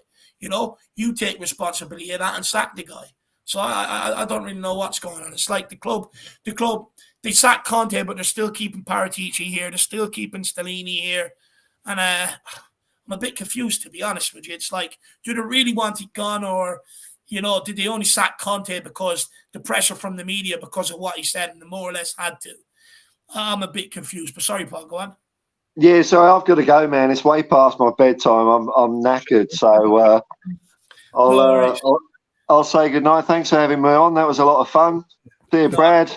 See you, Dave. Thanks, Ash. Thanks, Sean. See, we won't see Sean again. He's off. He's off. He's on Al Jazeera News talking about. Yeah, his new Al Jazeera friends. All right. You see him down on Spurs report. Come on, you Spurs. See you, Paul. Big up. Really appreciate your time. Come on, you Spurs. So, Brad, I think we're more or less done as well, to be honest with you. 2 o'clock. Wow. Yeah, we've been going on for 3 hours now. Look, we will be back here tomorrow with I think I'm hoping to have Sim and Sean back on here tomorrow for another good discussion. A lot more talking points, no doubt. No doubt there's going to be a lot more news coming out tonight at some stage as well. But Brad, is there anything you think that we've missed or we haven't touched on that you want to speak on before we end up? I brought up Paul Mitchell. Apparently the Trust have released something. I haven't actually had the time to. Was that it. Is that the one where they've done more digging into the financials or something like that? Yeah, I didn't get to read it all, but they've shown their display at the club and that sort of thing. For what the club are going in. And again, the old question: what is the plan going forward? What is the 5-year plan, which we don't seem to have had since the days of Pochettino. But whatever happens, we've not really got any control. It'd be very interesting to see what the crowd reaction is like at the next home game.